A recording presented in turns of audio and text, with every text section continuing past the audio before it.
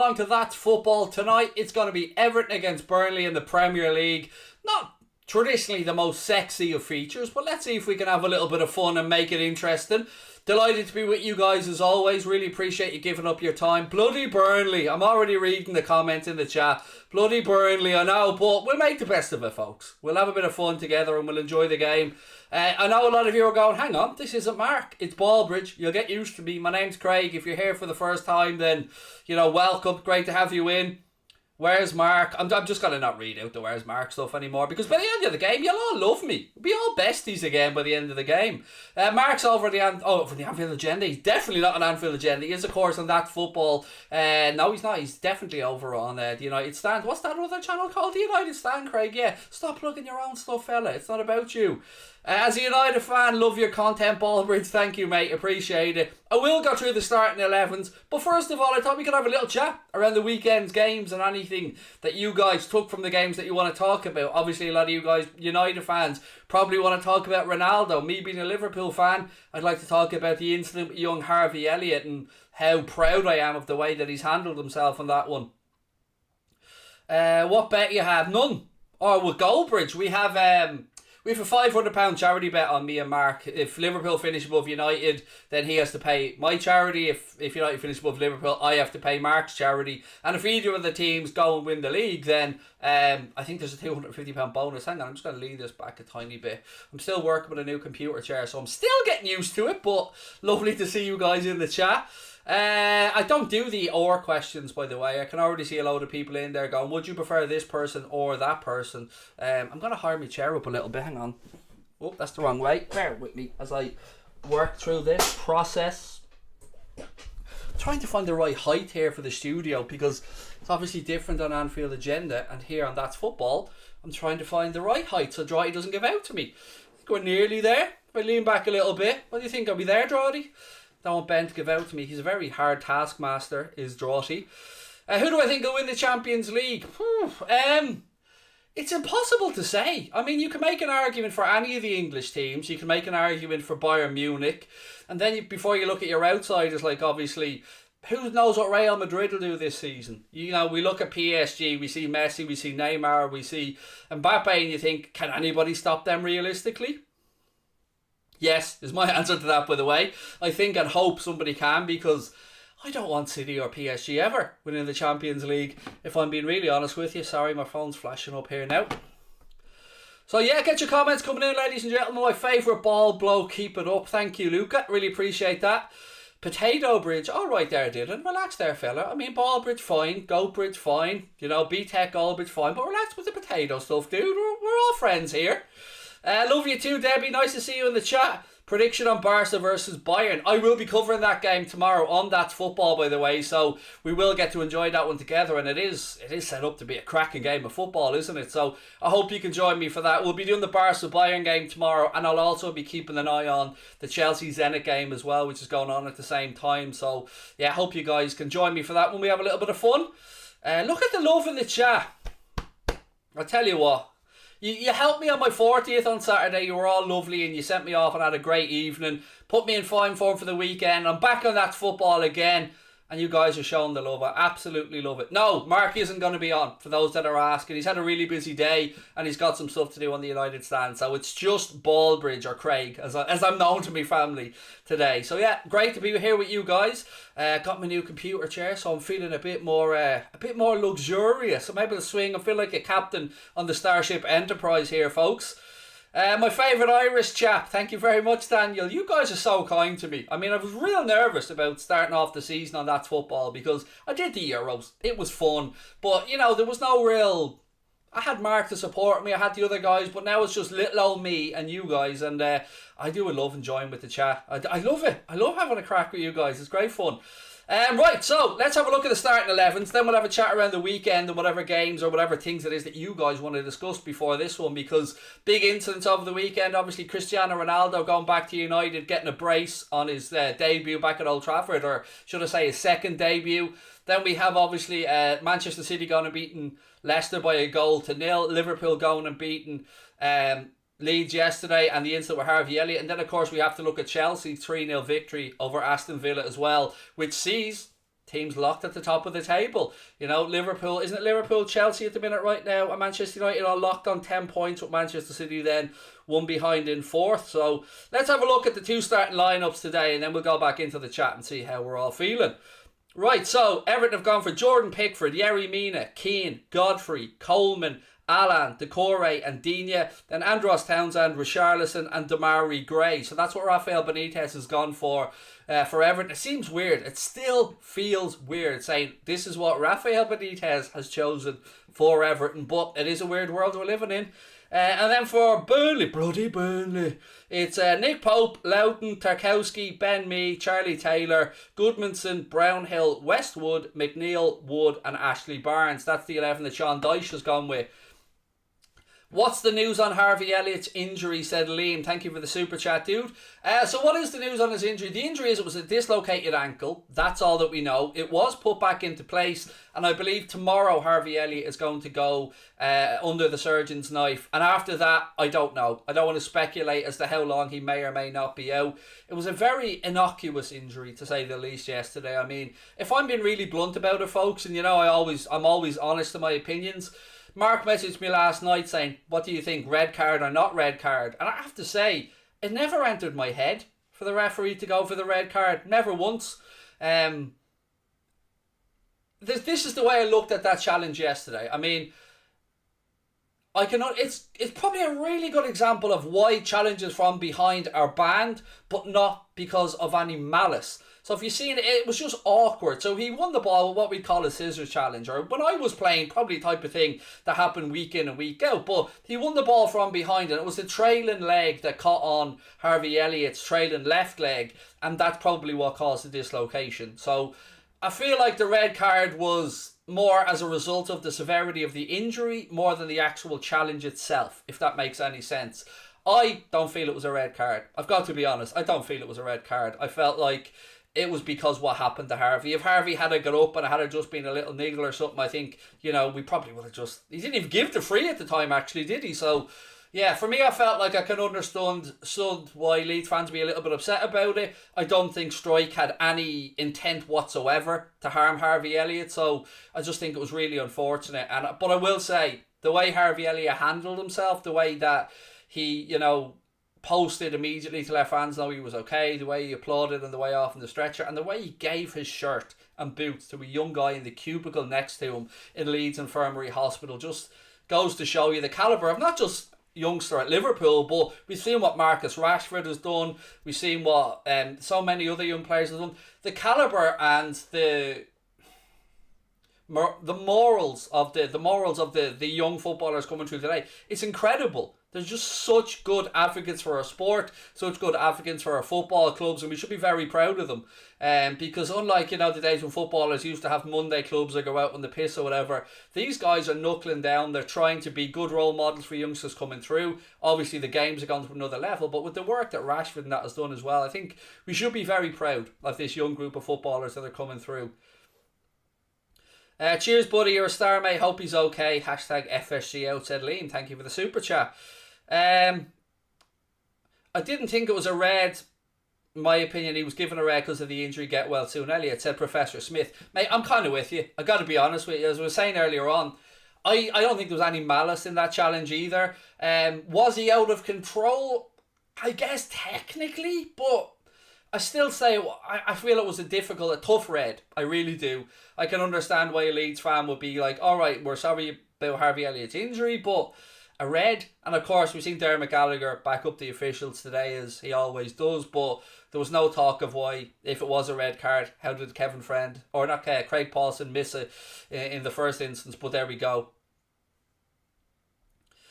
Predictions, Craig. I think Demarai Gray will have a banger today. Right, I think I went 2-0 in my head-to-head with Goldbridge on this one. I'm fairly sure I predicted a 2-0 win for Everton, so let's go with that one. As always, I'll be here to take you through the game, folks, and we'll keep you up to date with what's going on. We'll dip into the chat. We'll have a little bit of fun. Do hit that subscribe button. Help the That's Football family carry on growing. As you can see, top left-hand corner now, 528,000 subscribers here, and it's only going to keep getting bigger, so please do take a second, hit that subscribe button, drop a like on the stream, and don't forget to keep your comments coming. Dominic Calvert-Lewin out for 3 weeks with a broken toe, said Callum. Yeah, that's not that's unfortunate for Everton to say the least. Dominic Calvert-Lewin's a fine footballer, and what a leap he has as well. I mean, we talk about Cristiano Ronaldo and how well he can leap and how well he can hold it, or the hang time he gets in the air. I think Dominic Calvert-Lewin's probably the closest thing there or thereabouts to him. He's going to be a big loss for Everton for those 3 weeks.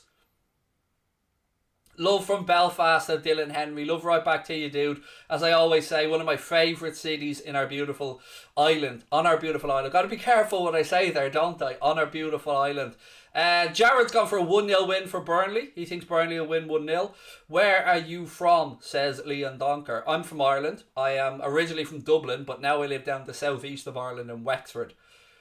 You lads at That's Football give me an interview for Chelsea rep and you'll never forget it. I don't know. That's a Mark Goldbridge question, dude. I am just a tits and ass, as I say over on our channel. I'm just here to do the commentary, have a bit of fun. How's Goldbridge doing? He's doing good, as far as I'm aware. I've just briefly had a few messages back and forth with him today. I think he was out at the football with one of his kids and he's back home now. All good, I'm sure. Why is Goldbridge and especially Pinaldo finished? Okay, one, neither of them are finished. And two, don't be that disrespectful. Don't be that guy. It's a modern trend that annoys me. Like, I'm a Liverpool fan. I've got no interest in Manchester United signing Cristiano Ronaldo. It doesn't benefit me at all. But I do find it really disrespectful when people call people like players like Ronaldo and Messi the best of our generations, and people are calling them Pinaldo and Pessi. I just find it really disrespectful. These are the type of guys, the Ronaldos, the Messis, the Sanchos, the Salahs, the De Bruynes. These are the type of guys that have the next generation fall in love with the sport. These are the people that get us on the edge of our seats. These are the people that give us the magic moments that we'll never forget. And no matter who we support, we all have our club allegiances, but as I've said before, we all came to the game because of amazing footballers like Ronaldo and Messi, or Cruyff, or Maradona, or Pele, or whoever it was, George Best, whoever it was back in the day that made you fall in love with the sport. That's why, because these players are out there doing their thing. So if you think somebody's not as good as they were, happy to chat about it. We'll discuss it. We'll discuss the merits of your point. But yeah, try not to be that disrespectful to somebody like that. That's the way I look at it anyway. I don't want someone saying Pele, ha ha ha ha ha. I mean, Leo, we're all aware that Pele's trying to massage those goal numbers, but we can't disrespect a man's ability on a football pitch. I mean, that's clear for all to see. What he did was very good. Now, to me, he's not in the conversation for the greatest ever. To me, that's Diego Maradona's mantle as far as I'm concerned anyway. What's your thoughts on Harvey Elliott's injury? I just went through it a few minutes ago. It was just really unlucky. I feel for the kid, obviously, because he's going to be out now for a prolonged period of time. But, he'll have the best of care, and he's got a great positive attitude. And like Fofana as well at Leicester, who's been out with a serious injury as well. These guys will come back, and they'll come back stronger and better. Very disappointing from my perspective, obviously, as a Liverpool fan, because Elliot was shown what he was capable of. Like, the kid's a very good footballer. Right, so for you United fans in the chat, how are we feeling? How are you guys feeling about his return, his 2 goals against Newcastle? It's fair enough of me to say that the keeper gave him a little helping hand with the first one. I think we're all adult enough to agree on that one. But at the same time, as I always say, the keeper might have spilled it, but you've got to have the wherewithal to be in the right place to stick these away. And whether you're talking about Ronaldo or Mohamed Salah or Harry Kane, whoever it is, you'll score tap-ins, but if you're not following the ball in, if you're not in the 6-yard box, you won't get them. So it wasn't the best 2 goals you'll see Ronaldo score at United, but he made a statement, didn't he? He came back and got himself a couple of goals, and that will lift the spirits, I'm sure, in and around that Manchester United dressing room. And I read a good article earlier on that was talking about how his eating habits, even how what he puts on his plate for dinner, have impacted Manchester United. So on Friday, they were apparently, Friday's a cheat day at the club, and apparently they have desserts and stuff put out, but because Ronaldo was there, they were saying that not one person got up to have any apple crumble, or not one person got up to have any brownie, because they were following the example that Cristiano led with his dietary needs or his dietary input. And that is a great example to any youngster out there as to how you get a career. Genetics of course plays some part of it, but he does look after himself on and off the pitch, and James Milner, another great example. I mean, you might like him because he's a Liverpool player, but James Milner is another very good example of how living the life of an athlete and looking after your body can prolong your career. And Jimmy Milner's still going strong at the age he is as well. Prediction for this game says Leeds are rubbish 1-2-3. 2-0 to Everton, mate, is my prediction of the game. Sorry, I'm just laughing at your name. Leeds are rubbish 1-2-3. It's just like it's just a total FU account, isn't it? I don't care. Leeds are rubbish 1-2-3. It's not a big account we'd all make just to have a bit of fun. Ribery, another example, said David Moyes there as well. Not the real Moisey, but our own little Moisey in the chat. Thoughts on the new FIFA ratings? I'm not a gamer, but I was sent some of the ratings earlier on. Now, how are you gonna have Ter Stegen above the likes of Alisson and many other keepers? And how are you gonna have Mendy at Chelsea getting the score that he got? I mean, some of these are ridiculous, some of the ratings, but thankfully I'm not a FIFA player, so that is not going to be something that I really lose my shit over. But I know, for instance, Connor, the other half of Anfield Agenda, he was going nuts over it. Really wound him up, the ratings on the new FIFA. But some of the ones he sent me are just madness, like just mad. What was actually, there was one he sent me. I think I still have it in my messages from here. So where is it? So they've downgraded Salah, Van Dijk and Alisson, which is strange, first and foremost. What else was there on it? Oh, I think he must have sent me the other one voice. Oh yeah, Ter Stegen is rated as a 90 and Mendy is an 83. So Champions League winning keeper in Mendy, 83. Ter Stegen, Barcelona goalkeeper. Barcelona didn't win the league, didn't win the Champions League, but apparently Ter Stegen's a 90. Now, Ter Stegen's a good keeper, don't get me wrong. But are you telling me Ter Stegen is a 90 and Mendy is an 83? Something stinks about that, if I'm being honest, ladies and gentlemen. Something really doesn't sit right about that one. Damari, great to score, said Harry Pierman. He's a good start, hasn't he? He got himself a goal, I think, in the last round of games, if my memory's right. Obviously, I don't pay too much attention to Everton, being a Liverpool fan. No need to. I usually don't look that far down the league table to have a look at them, but there we are. Some of the ratings are crazy, said Professor Smith. Give me some of your worst ones, ladies and gentlemen. We're about 11 minutes away from kick-off, so we still have a little bit of time to kill. Give me some of your worst FIFA ratings in the latest release and let me know what you think. Bruno only gained 1, said Samson Jack, which does seem a little bit stingy, to be fair, considering the season that he had. Can Everton finish top 4? Thank you for the super chat, Hunter. I don't think so, no. I said at the start of the season, and I guess I'll stand over it. I don't think anybody is going to be able to take any top 4 places from Manchester City, Chelsea, Liverpool and United. I think they'll finish in the top 4 in whatever order. After that, I think, 5th and 6th are probably up for grabs, but no, I can't see Everton breaking into the top 4. I don't think they did anywhere near enough business to justify that, even with Rafa coming in. Christensen is rated at 80, said Ocean Roberts. Or is it Ocean? Sorry, buddy, if I got that wrong. De Jong, 87, said Mr. Anderson. Ronaldo's a 91. Ronaldo should be a 93. I don't know. Look, let's be honest about it. Should he be a 93? Like, he's not the same Ronaldo.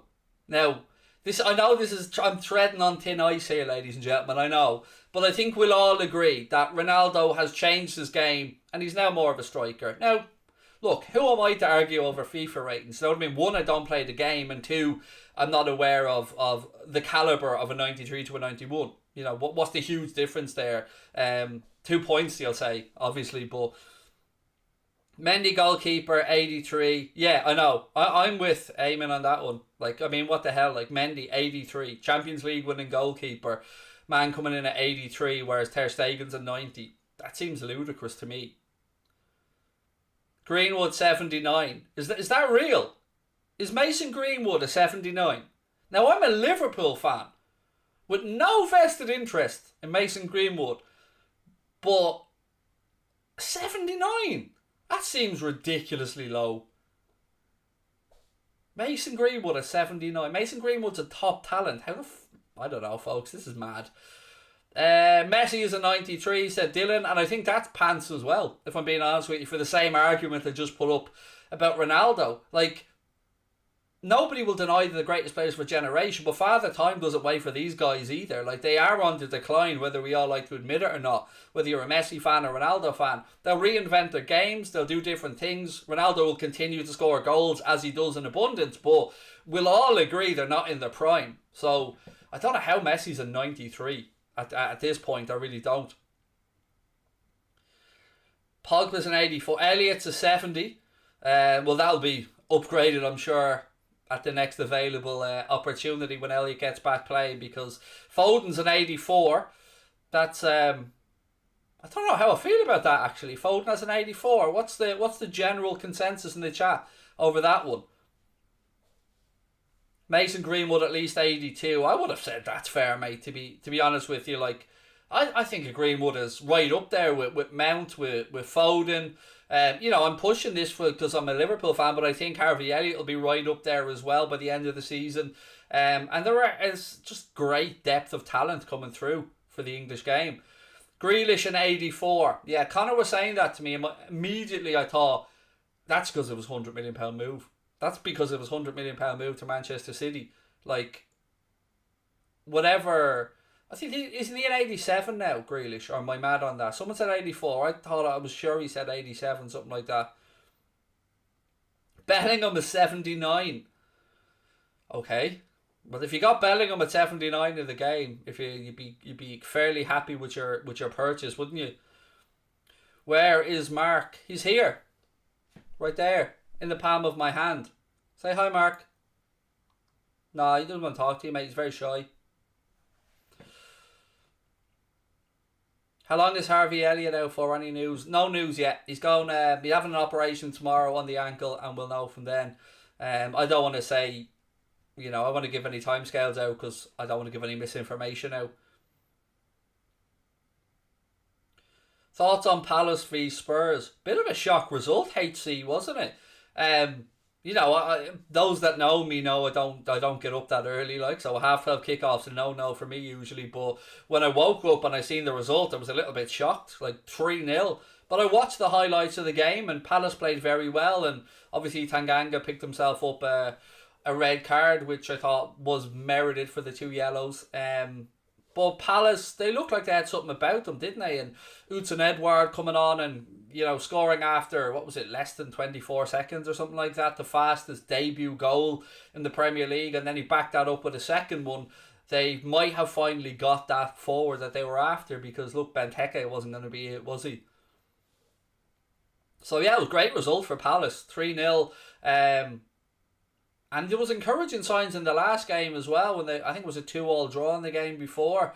And it does look like Patrick Vieira is starting to get a tune out of those players at Crystal Palace. And I'll be interested to see, obviously Liverpool playing Palace on Saturday, I'll be interested to see how they perform against us. Mark fears Burnley. Oh, I know, on every aspect. Even in Free he doesn't like Burnley. But they are out on the pitch here now. Doesn't seem like that big of a travelling contingent of Burnley fans at the game, but it is. They are walking out onto the pitch now at Goodison Park, ladies and gentlemen. And once again, I will run through both sides starting 11 for you guys ahead of the game.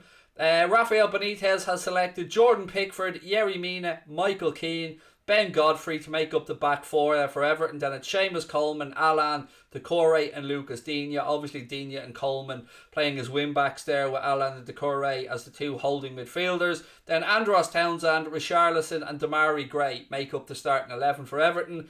For Burnley, it's Nick Pope, then Matthew Lawton, James Tarkowski, Ben Mee, Charlie Taylor, Dwight McNeil, Westwood, Brownhill, Goodmanson, Chris Wood and Ashley Barnes. They are the starting 11s for both sides today. As always, folks, I'll take you through the game. We'll have a clock on screen so you'll be able to sync if you need to, and we'll have a little bit of fun. Hello, Vandy Candy. How are you, dude? Nice to see you in. I hope you're well. Any predictions? Ross, I'm going to go for a 2-0 home win, mate. A 2-0 win for Everton. But, as always, I'd love to know what you guys think.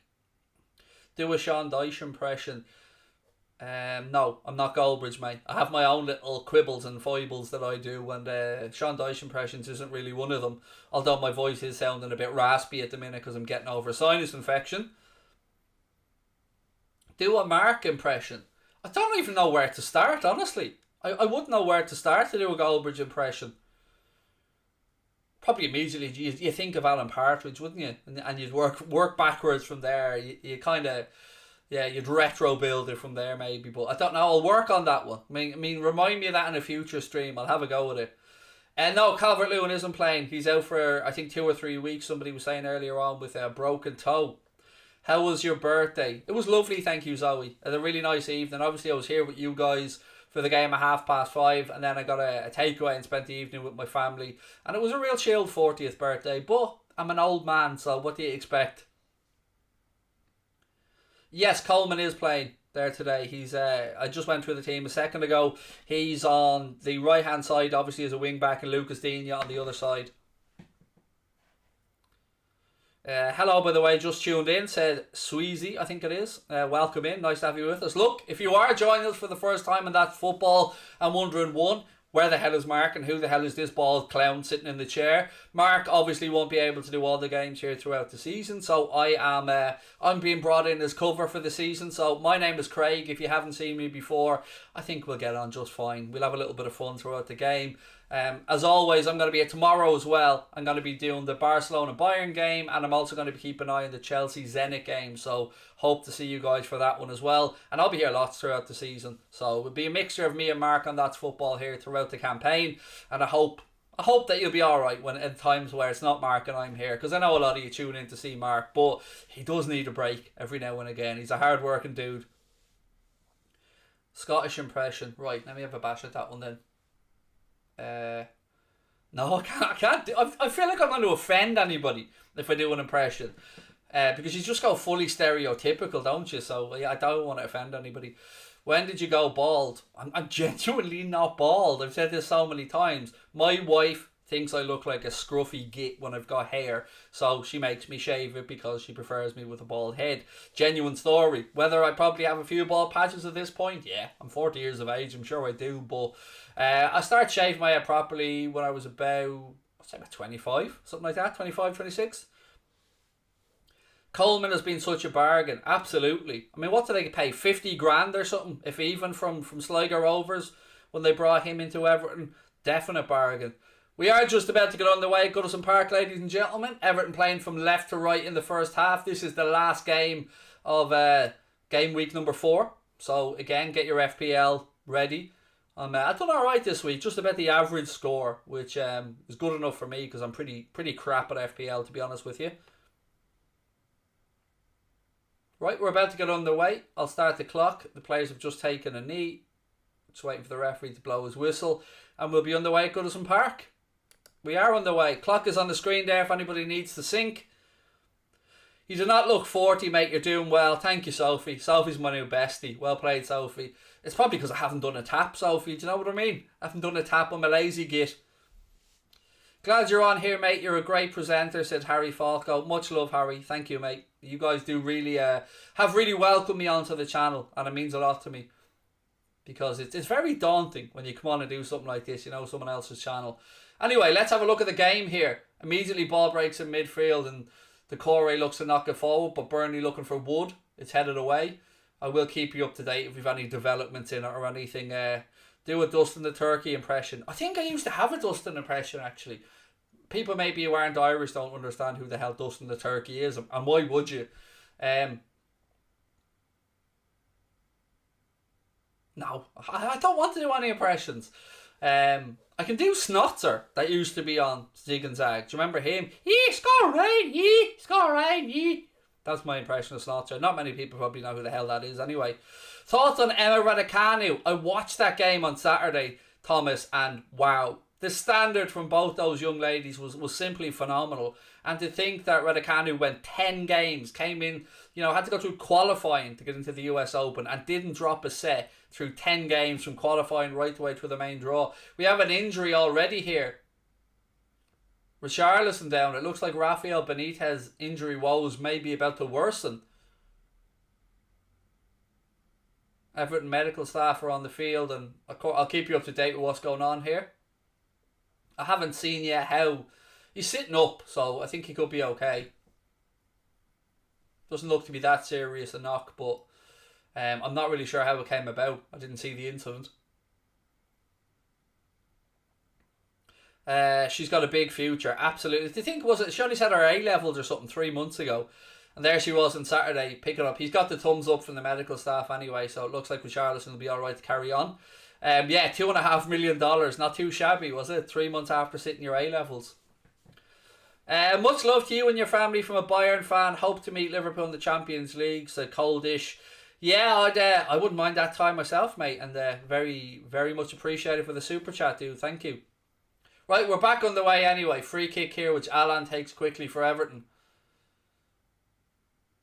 Be interested to see how Everton go about dealing with Burnley, because we know Burnley can be a tricky opposition. I think we're all aware of that one. Dominic Calvert-Lewin or Bamford? To me, I take Calvert-Lewin, mate, every day of the week over Bamford. I'm not somebody that believes the Bamford hype that much, to be honest with you. I'll always think of him as a high-level championship player rather than a proper out-and-out Premier League goal scorer. But hey, look, that's just my opinion, and what's my opinion worth? Seamus Coleman, our right-hand side, spreads the ball across, looking for Damari Gray, but it's intercepted and Burnley knock it away. I'd imagine we'll see a lot of aerial duels in this game. Everton have it now on that left channel with Gray. Burnley have 2 players out with him, but there are men in the box if he chooses to go there. But he goes to Lucas Digne. Little 1-2 with him. Gray cuts inside now. Ball in. It's cleared by Burnley. Who'll reach the Champions League semis? No idea. Honestly, it depends what way the draw works out. Who finishes first, who finishes second, what the pathways are. It's really difficult to predict that now at this point, to be honest. Not gonna lie, you're well funny when presenting. Good on you, mate. Thank you, Mickey. Much appreciated. Oh, Mickey, you're so fine, you blow my mind. Hey, Mickey. You have to get used to these little weird foibles I have. I know you've got your little Goldberg's traits that you like, but I've got my own bits of cheesiness that you're going to have to get used to. Liverpool versus Milan prediction. I actually just recorded that. I went for a 3-0 Liverpool win. People might think that's a bit arrogant, but honestly, I don't think this AC Milan team is that much to fear. What have they got? Rebic, Ibrahimovic, Brahim Diaz, a brand new keeper in there to replace Donnarumma. It's not a team that really strikes fear into me, if I'm being honest, and I think we should deal with them quite easily on Wednesday night. So 3-0 was my prediction for that.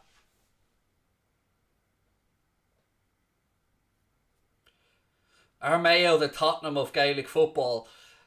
I was asked this the other day, and yes but no. I mean, Spurs have never got to that many finals, first and foremost, so... But what you're talking about, as in messing up on the big occasion, yeah, probably. Are Liverpool at home on Wednesday, George? Yeah, we are. 1-1 in the Liverpool game. I don't think even you believe that, Connor, to be honest with you. AC Milan aren't that great at all. We should be dealing with them quite well. Sounded like Mickey Mouse. That was kind of the idea. So, job done then. Where's Goldbridge? Again. Here. Say hi, Mark. He says hi. Bertie says hi back, Mark. Okay. Yeah, no, Mark says he's busy.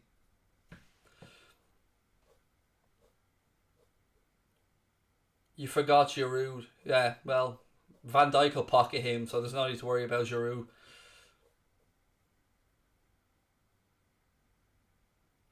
Someone who is autistic, I think you cope with life incredibly. You're a true inspiration, said Michael O'Regan. Thank you, dude. I only found out that I was, when I was 34, 35, that I had Asperger's and I was on the autism spectrum. But, yeah, look, we all cope and deal with life in different ways, don't we? And my son, I have a 9-year-old son who has autism, and he excels at some stuff. Like, he's such a talented, incredible dude. But then there's other stuff that, like hearing sensory issues and stuff like that would cause him trouble. But look, that's so kind of you to say, mate. And welcome in. Nice to have you in the chat. You're not Mark Goldbridge. Genius! Give that man a can of Coke. Well done, Tyler. Correct. I am not Mark Goldbridge, no. I am, just think of me as Mark Goldbridge 2.0.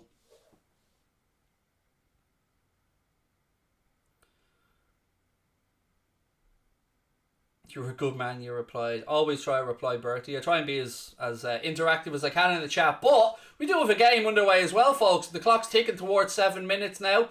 Seamus Coleman with the throw in right hand side for Everton. I feel dirty even saying the word Everton, to be honest with you.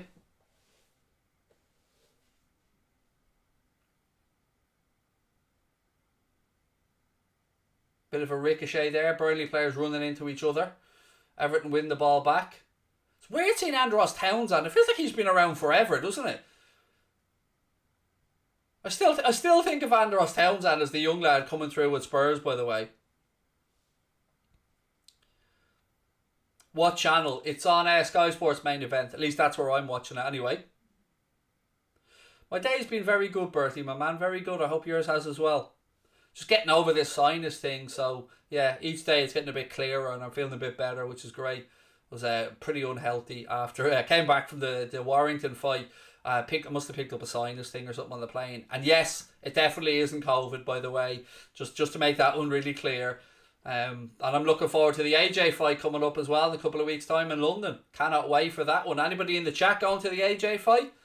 I'm really looking forward to it. Myself and Connor are heading over for that one as well. Hairline Townsend, says Jared. Play nice, mate. I'm not gonna start lashing out insults to anybody over hairlines, am I? Happy 50th. Alright there, dickhead. Relax.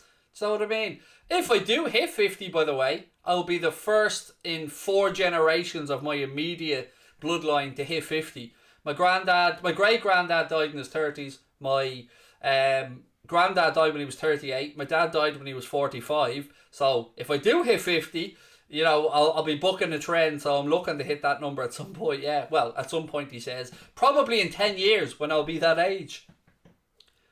Bit of a shot from long distance there for Everton. Not really troubling. Nick Pope goes behind harmlessly for a Burnley goal kick.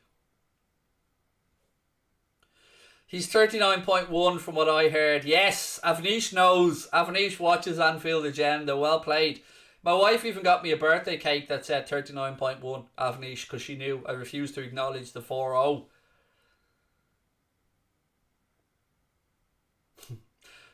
Predictions for the World Cup.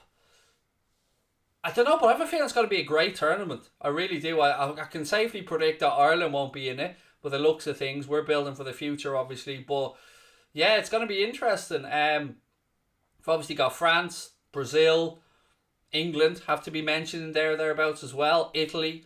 I think the Netherlands have a good shout with Van Dijk back in and Memphis Depay in the form that he's in as well. And then you'll always get a surprise package or two as well, won't you?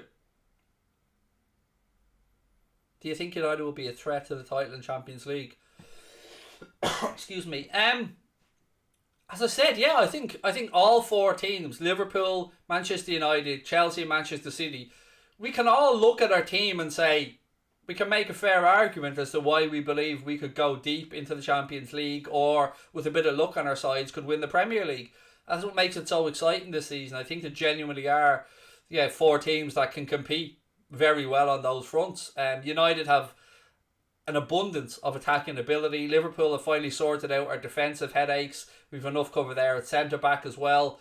So yeah, I think you'd look at the Premier League, you'd probably make Manchester City and Chelsea favourites there, but you know, we're ahead of them at this moment in time. Chelsea, Liverpool, United a point ahead of them, so let's just wait and see how it works out. And hope, you know, for all of our sakes, that there's no more injuries picked up. Richarlison there was just offside on a through ball as Everton went on the attack, but the ball safely made its way into Nick Pope's hands.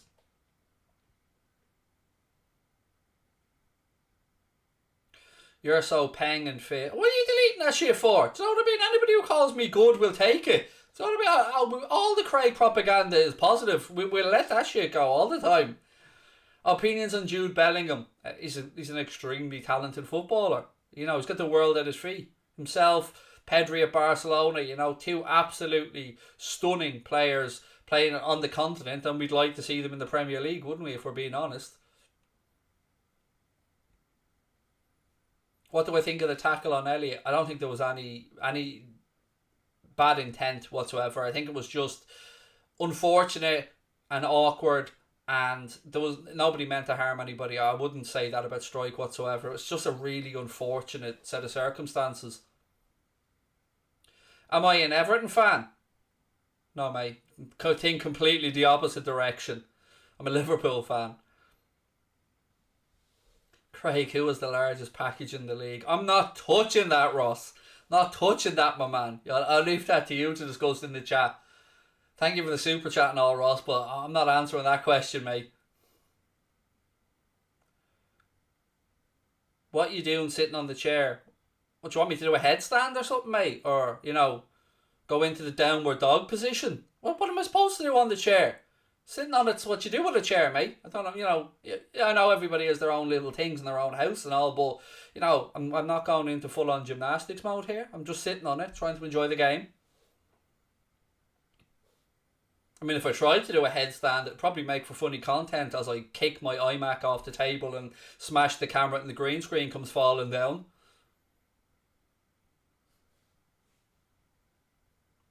Throw in here, anyway, right in the halfway line, right hand side for Burnley. Still no real action to speak of. 13 minutes gone at Goodison, and we're still awaiting the first real piece of goalmouth action. Umbro or Sondico? Neither. Do you know what I mean? They both just bang at Sports Direct, if I'm being honest with you. I bought a couple of Umbro t-shirts the other day because they're like FAI ones, so, trying to support the Irish national team and all, but yeah, let's be honest with you, they both just bang a Sports Direct, don't they? Throw in Lonsdale there and you've got the Chav hat-trick. And look, I'm a proud Chav, don't get me wrong. Nothing but love for my fellow Chavs out there, but do you know what I did get today though, folks? I got the Ajax away shirt. The Three Little Birds shirt arrived today in the post, which was nice. I've been waiting on that one for a while, so I'm pretty happy at that purchase. Would you rather be slapped by a fish or a dog's tail? Definitely a fish. It'd be probably more sore, but less likely to be spitting out hairs and stuff. So I'll go with a fish, please, mate.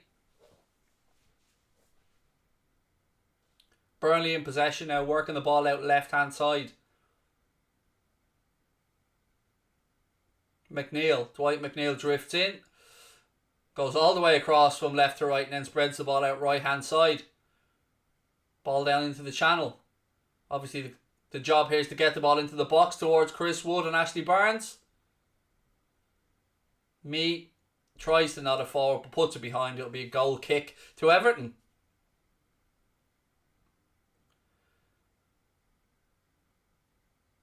You can only wear the Ajax away shirt if you puff the herb. I'll be wearing my Ajax away shirt, mate. Don't you worry about that one. You can infer or read into that, whatever you like, mate. But Three Little Birds. Did you see, by the way? Have you seen this shit? Sorry for the bad language. Not my channel. I use a lot worse than Anfield Agenda. But I was sent this. So look, there's proof that I got my shirt today. Just in case you think that I'm talking out my backside. There's me with the shirt. But I got sent this earlier on by Connor. So apparently UEFA have banned Ajax Three Little Birds logo that's on the back of the club's third kit. And there is Three Little Birds right at the back of the shirt. The symbol is viewed as different expression than the club logo, which is not allowed. And that comes via goal. So again, just showing that they have no touch of decency about them at all. Like trying to ban the shirt. And on the back of it, all there is are literally an image of three birds in three different colours. The green, gold and red. It's just ridiculous. They banned it. Yeah, I'm not joking. Just because they said the Three Little Birds on the back of it isn't anything to do with the club or anything to do with the club's crest. So, I don't know what to say, folks. It's just more buffoonery from those that run the game. I like birds, says Fed Up. We all fire up. We all like birds now, mate. You know what I mean? What a joke. I agree. It's ridiculous. It just goes to show how far out of touch they are with, the normal person, the average football fan.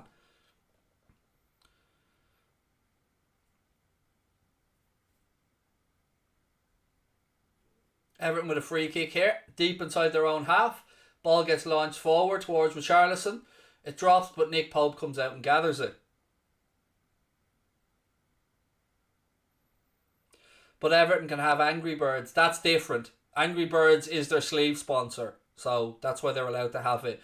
Premier League clubs are allowed to have sleeve sponsors, as you know. Obviously, um, Liverpool have Western Union, and I don't know who's on United shirt. Who's on United shirt on the arm for the sleeve sponsor? Everton had Angry Birds, which is funny in itself, to be fair. What do I think about the Salah situation? I think he'll sign a new deal. He looks very settled to me. He looks like a footballer that's playing with a smile on his face, and he looks happy to me. So I think it'll get resolved. Few tasty challenges gone in there in the middle of the park. Burnley maintain possession. Don't know where this little raid has come from, but okie dokie. Ah, you let me know the sleeve sponsor. That's what it is. Sorry, collar. Yes. Yeah. So that's why they're allowed to have the Angry Birds thing on it. But it is still funny, to be fair.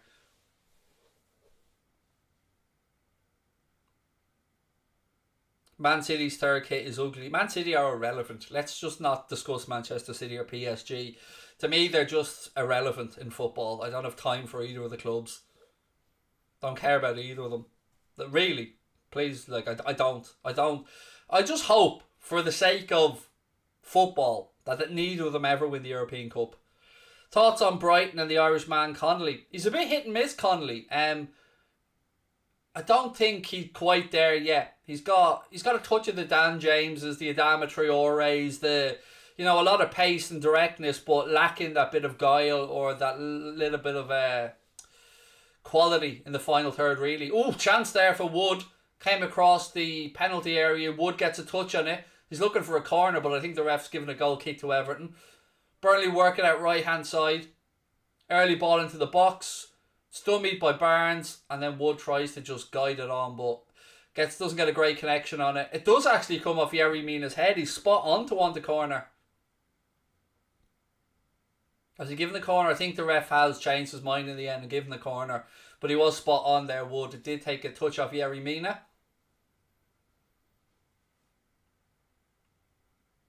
Corner now to Burnley. Let's see what they... That Everton keeper's kit is all kinds of rotten. Oh! Goal kicks given. Jordan Pickford came out. Didn't get there, but it was a Burnley head on the ball last, and it drops wide and goes behind for an Everton goal kick. The state of that keeper shirt that Pickford has on.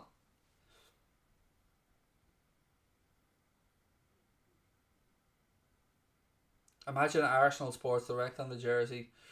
Yeah, Arsenal, yeah, that's an interesting situation. I didn't get where Mikel Arteta was coming from, by the way, saying that it's been the proudest week of his footballing career. I mean, okay, we all know that's BS, but if it's what you need to say to make your team feel better, then, I'm all for a manager, making a squad happy, but look, we all know that's absolute poo-poo of the highest order.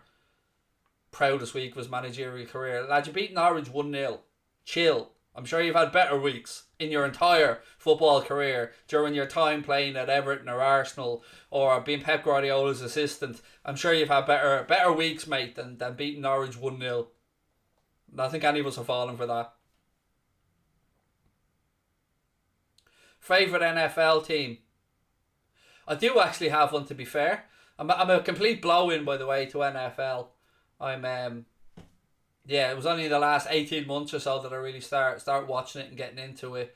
And I know that it started off this weekend's the opening weekend, but I haven't really got a chance to keep up. But Green Bay Packers for me. Aaron Rodgers is the one who made me enjoy watching NFL. I really liked the way Aaron Rodgers goes about it. Obviously, I caught him right at the tail end of his career, but Mahomes at the Kansas City Chiefs as well. I mean, what a battle that was last year with himself and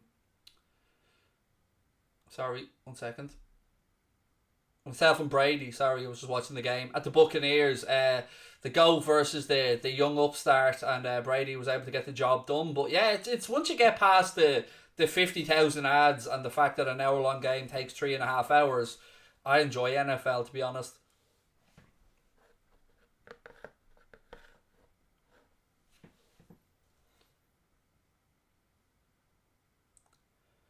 Favourite player outside the top six? I suppose it depends we'll go with the current top six, if that's alright. So I'll have a look. Burnley switching the play out now, left hand side. Me again getting quite far forward, but it goes out. It'll be a Burnley throw in. Right, let's have a look at the table as it stands. So, right, we'll go outside the current top six. Probably Tielemans. Outside the current top six. Yeah, I'd say probably Yuri Tielemans. Probably who I'd take outside that current top six, if I'm being really honest.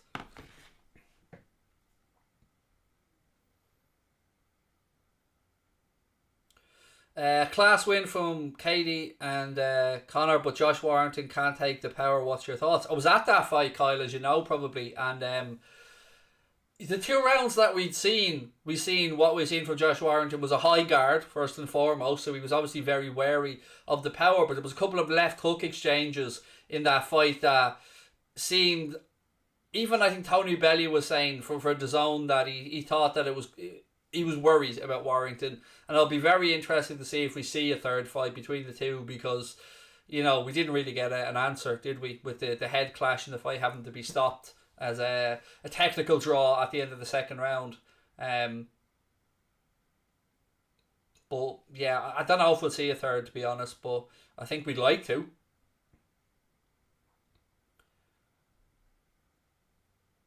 Referee's given a free kick here, foul on Tarkowski, just inside the Everton half, left hand side.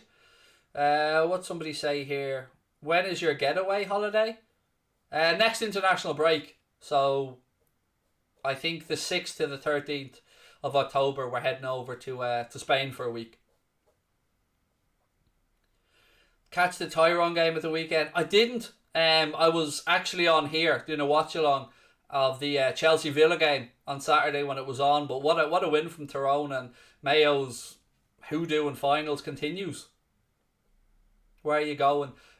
Just kind of, where would I describe it as? I'll be really honest about you. I had no intentions of going away because we were worried about, I'm vaccinated, my wife's vaccinated, my daughter's vaccinated, but my son is too young. So we were a little worried about the situation. But one of our subscribers at Anfield Agenda amazingly kindly offered us the use of his apartment for a week that he has. It's kind of a little bit south of Barcelona, just about an hour or so away from Barcelona. So we're gonna take up his very kind offer and go over there for a week. Nothing came of that free kick. It just goes all the way through, and it'll be a free kick out to Everton, which Pickford will take. Where do I rank Tyson Fury? Who'd win, Lennox Lewis or Tyson Fury? And do I think about Arturo Gatti? Well, look, I don't know if it was death murder. I don't know the story that much. When you mention Arturo Gatti, obviously Gatti Ward comes to mind straight away, Chris, when we're talking about Arturo Gatti, and that was a war of a fight. Do I think Lennox Lewis? I think Tyson Fury would beat Lennox Lewis, if I'm being honest with you. It would be a very intriguing fight, though, I have to say. Lewis has the power that I don't think Fury has, but I think Fury has just got amazing ring intelligence and boxing IQ and movement for somebody of his size. But look, we all hope we see the AJ Fury fight, don't we? But we need to. They both need to get through their upcoming fights. Obviously, Fury Wilder in October and AJ Usyk coming up later this month. Everton on the attack. Little dink over the top there by Alan, looking to release somebody, but it goes too far through, and it goes all the way to Nick Pope. Best holiday location in Ireland? I'm probably not the person to ask for that, mate, because I would never really recommend Ireland as a holiday destination to anyone. If I'm being honest with you, I just don't think there's enough to do here for my type of lifestyle and the way I like to holiday. But if people are into, scenic hill walks or an adventure holiday, then Ireland's a great destination. I love Belfast. I've said it before. Always worth a visit. Kerry, beautiful. Cork, beautiful. Dublin, expensive.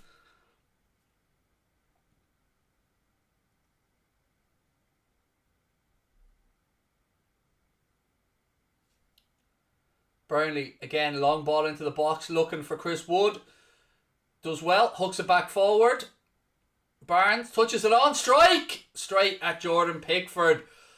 Again, good bit of work there from Burnley. They create the space. Barnes does well, holds it up, rolls it to the edge of the box. Burnley get a clean strike away, but it's straight down the throat of Jordan Pickford.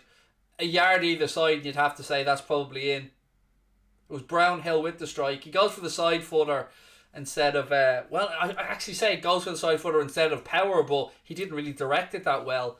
That was straight at Jordan Pickford. When did you first notice Goldbridge? I would have to say it would have been on Twitter.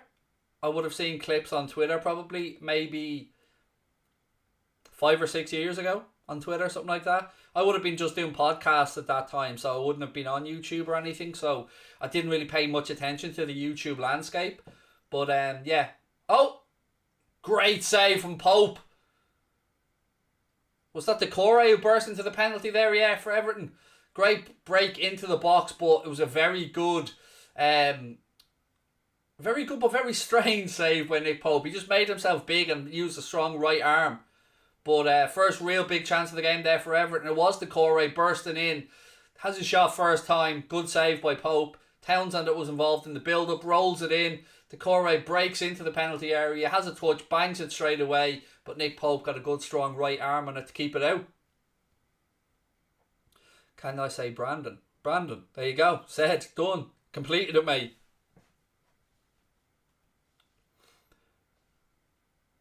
Am I into rugby? I watch it, but I wouldn't call myself a huge fan or anything like that, no. Thank you very much, Amir. And look, I hope you guys are enjoying the stream. And if you are, please do hit the subscribe button and drop a like on the video as well. I know a lot of people are disappointed when they tune in and it's not Goldbridge, but you know, hopefully we get to know each other and we get to like each other as the season goes on. And just to let Goldbridge know I did a good job, drop a like on the video and hit the subscribe button, please, folks. Do I watch Formula 1? I don't, but my son does. Frotcher Groves, well, that was answered, wasn't it? It was answered twice. You know, Carl Froch beat him twice, so the answer has to be Carl Froch. Chris said, thanks, brother. I think Lennox would take him the distance, but would love to see Tyson get inside. It'd be a great... I mean, of all the older heavyweights we could bring back, that matchup you've made there, Chris, between Lennox Lewis and Tyson Fury would be interesting, because I remember Lewis switching off in some of his fights, and you've seen him get rocked and beaten. But when Lennox Lewis was at it, when he was fully focused and switched on, he was excellent, like top notch. But he did tend to drift. His concentration tended to drift at times. But, you know, anybody that got trained by the late, great Emmanuel Stewart of the Cronk Gym, you know, they know what's about it. And Sugar Hill Stewart, of course, coaching Fury now these days as well, carrying on that tradition with Andy Lee there as well. It's, yeah, it's just great that those legacies carry on, isn't it? I tuned in to watch you. Screw Goldbridge, says Nipsey. Nipsey Hustle, I love it, mate. Well played. Tip of the hat to you, sir. Thank you very much. Sugar Hill Gang. To the hip, hop, hippie to the hip, hip, the hop, and you don't stop a rockin' to the bang, bang, boogie. Say up, juke the boogie to the rhythm of the boogity beat. Now what you hear is not a test, I'm a rapping to the beat. See, me, the groove, and my friends are gonna try to move your feet. See, I am Wonder Mike, and I'd like to say hello. There you go, look at that. Do you know what I mean? I know that entire song off by heart, by the way. The full length version, by the way, not the short version, the real version.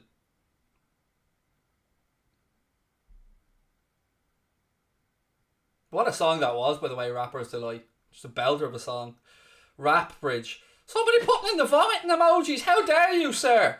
I am a lyrical genius, don't you know? Spitting bars here for fun, son. Cross in by Dina. Deflects behind. Can you guys just let me know that we're okay and the stream's still going fine? Because my second screen shows that there's a problem. But the chat seems to be going okay. So just give me a thumbs up to let me know that it's still coming through okay to you guys. If you could introduce or change one Premier League rule, what would it be? Good question, that one. Well, I suppose not a Premier League rule. We'd have to talk about football rules. Let me have a think on that one. It's a great question. It is coming through good, thank you. Must be just my preview screen then that's messed up. I was worried there for a sec because I was mid-flow. Do you know what I mean? I was spitting bars here. And I was mid-flow and then it all of a sudden had an error on screen. I'm thinking, well, I broke the internet with me rapping. Do you know what I mean? They can't take it. They can't take the new Vanilla Ice coming in. Michael Kennedy said, love your addition to That's Football. Also, would you take Sam Maximin at Liverpool? Would love him at Chelsea, even with their already great squad. I do like Sam Maximin, both as a lad, because he seems like a good bit of fun and he seems like he's a very grounded, good fella. But also as a footballer, yes, he's very good. But he wouldn't be my first choice at Liverpool, if I'm being honest with you. I love the idea of Liverpool going and getting Jeremy Doku. We've been looking at the kid for years, and I think maybe eventually that move might happen, but we could do with another attacking player for sure. But yeah, Sam Maximin is he's just very likeable, isn't he? Burnley now under a bit of pressure, loose touch allows Richarlison to come in and bump into the player, which apparently Martin I'm a Fool Atkinson seemed to think was alright. I mean, basically got in there and fucking cleared him out. And Martin Atkinson's like, yeah, that sound. Don't mind me. He'll just concuss this lad over here. Spear tackle, basically. But no, it's alright, says Martin Atkinson. Carry on there, lads. Now Richarlison, look. Oh, handbags. Coleman's in there. All giving it the big one. Lads, there isn't an ounce of a hard man between the 10 of yous. Relax. Christ almighty. Handbags at 10 yards here. Of course, Richarlison's in the middle of it. He is the ultimate shithouse, isn't he? I do like shithouse players, by the way. But Martin Atkinson there just once again showing that Premier League referees are inept.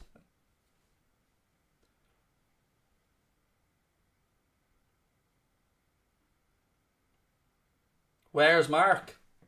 He's here. I keep telling you. It's not my fault you can't see him. Mark, say hello. He said hello. Thoughts on Mane's finishing at the minute? Look, there's nothing else I can say other than it hasn't been good enough, mate. You know, he wasted a fair few chances yesterday.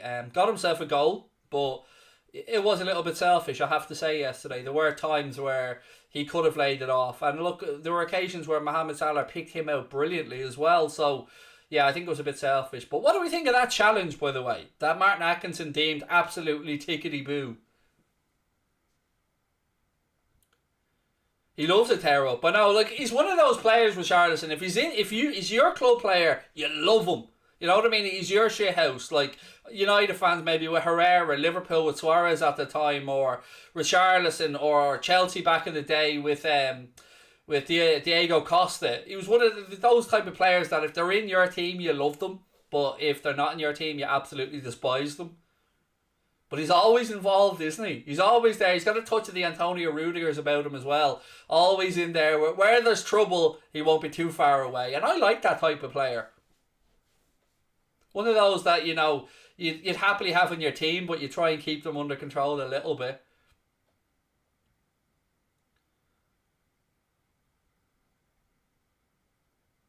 Avnisha, I think Mane was trying to prove himself after the initial misses, was a bit selfish. That's what I thought as well. I think he got into the mindset, mate, of I need to score today or this game is going to be regarded as a failure for me. And he did it when he hadn't got time to think, as I said. He just dropped his left shoulder, swung his right boot with it and got himself a goal. But Everton now on the counter with Andros Townsend. Atkinson playing on here. Cross in. Cleared quite easily. Second ball drops. Alan wins it back. Coleman with the cross in. There is no Dominic Calvert-Lewin in there though, lads. And Everton head it back in, but it goes straight through to Nick Pope. Suarez bit on Everett, just puts a stain on the quality of Liverpool. Look, I'm not defending the actions whatsoever, but it's funny how of all the players we spoke about there, that's the one you singled out on, trying to provoke a reaction. I won't defend what he did there. And his bite was on Chiellini. He pinched Everett, by the way. He didn't bite him, he pinched Everett. Which is still wrong. I'm not saying it was right. But we all had those players at our clubs, was basically the point I was trying to make. What rival player would you take except Ronaldo? Well, firstly, I wouldn't take Ronaldo, so you don't need to put except Ronaldo because I wouldn't have been anywhere near my choice. What rival player would I take? At Liverpool, we'd need somebody like a Bruno Fernandes or a Kevin De Bruyne, somebody of that craftiness and caliber, somebody that can play those late or early balls to the back post. So I'd probably say I'd take I'd take the City man, to be honest with you. I think he's the closest thing I've ever seen to Steven Gerrard. And I know as he gets a little bit older, De Bruyne's injuries are catching up on him a bit, but I still think he's a wonderful footballer, so I'd have to say De Bruyne. Pogba has the capability of it as well. I mean, if you guys can keep Pogba firing this season on all cylinders and keep him happy, he's got the ability to just release players like very few I've seen. I've got to be honest, I always try and give an honest view on players. Some of the stuff I see Pogba do when he's on form, when he's 10 yards further up the pitch, he's a different player than when you have him sitting back a little bit deeper. It just doesn't suit his game. He needs to be in and around the action at the final third. Somebody said bold, trying to say bald. Brilliant, mate. I mean, you had one go at putting in a 4-letter word there, fella, and you shit the bed. I don't know what to say to you. I'm embarrassed on behalf of you, mate. I don't even know you yet and I'm scarlet for you.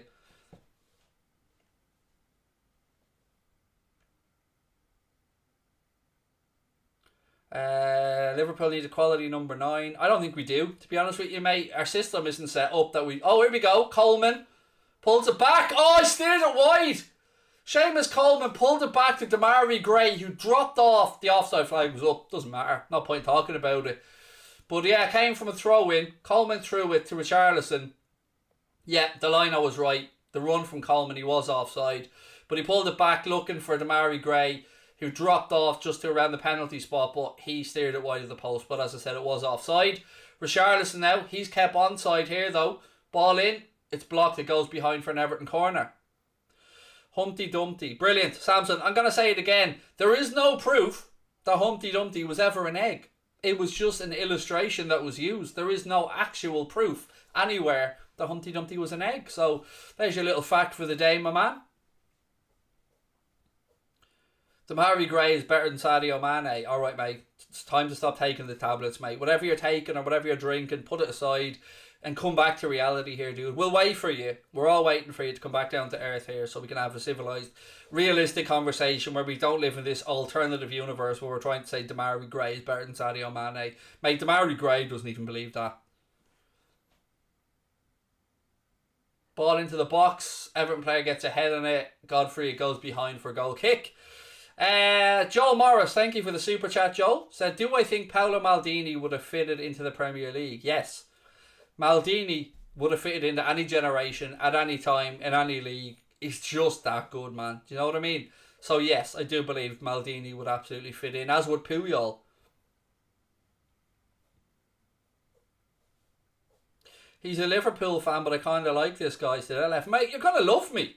We're going to be besties by the end of this season, dude. Do you know what I mean? Push the Liverpool fan aside. I'm a football fan. You know, you hate my club, I hate your club. But at the end of the day, we're all footy fans. And that's football. So we're here to talk about the great sport as a whole. So I hope you do continue to like it. I hope you do continue to enjoy the content.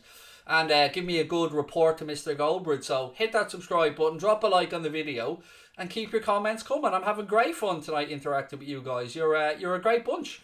I really enjoy it. And thank you for the warm welcome as well. 5 minutes, just under 5 minutes to go in the first half here. And still Everton 0, Burnley 0. Choo-choo, said Ross. Ross knows. Ross knows what's up. That's about Jude Bellingham to Liverpool, by the way, if anybody doesn't understand the reference. Can we go for a beer, said Dan Edwards. Hopefully we all do get a meet up at some point. I mean, I know Anfield Agenda, my channel, are going to be doing some meet ups in and around the season. I think Goldbridge wanted to do some as well, so well, why not? I'd love to meet up with people. I mean, I was in Bradford and Leeds last weekend, and a few people came up and said hello, recognised me from here and on Anfield Agenda, and came up and said hi. And look, it's always a pleasure to meet people when we're out and about. People that support and watch the channels and enjoy the content we make. So Defo, man. I mean, I'll probably be on the Diet Cokes, if I'm being honest with you. I'm not a huge drinker, but yeah, always. And you know what? First round's on me if we ever do meet up. Within reason. Do you know what I mean? I've not got Goldbridge money here. So 50 of you motherfuckers show up. It's not on me then. It's Mark's round that day. But if 8 or 9 of you show up, you know what I mean? I'll get them in. But we're not drinking top shelf liquor here. Do you know what I mean? You'll have a San Miguel and you'll shut up and you'll like it. WFM, Michael Manning. Oh, the Anfield agenda raids in the house. You love it. Well played.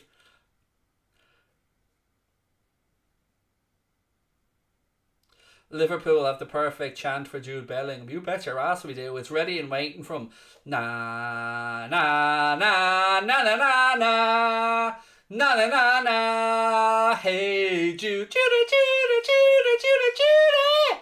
Bet your ass that's waiting for when he comes to Anfield. Would I take McNeil at Liverpool? No, mate. I absolutely would not take Dwight McNeil at Liverpool. But you know, appreciate the question. I like your hoodie. Thank you, mate. Appreciate it. Anyone that knows me knows that I usually wear black because when you're chunky like me, you try and make yourself look a little bit slimmer. So the old black hoodies or black polo shirts help. But yeah, as I say, I'm a chav. I'm sitting here right now in a hoodie and a pair of shorts, doing my stream, enjoying the football, enjoying the chat with you guys. 2 minutes to go in the first half. And I got a new chair. Look, the missus got me a new computer chair for my birthday on Saturday. So, you know, I usually use the Throne on Anfield agenda, the big red and white chair, but I'm on That's Football. I used to have to use my old computer chair, which used to break my back. So my missus very kindly nipped out and got me this for my 40th because she's a goddamn legend. What is it, chav? Sorry. How would I describe it, chav? Me. Just think of me, basically. A tracksuit bottom wearing, lad with absolutely no class or no charisma that just wears shitty clothes and lives in his own laziness. That's the best way I could describe it. That's describing me, by the way, not anybody else.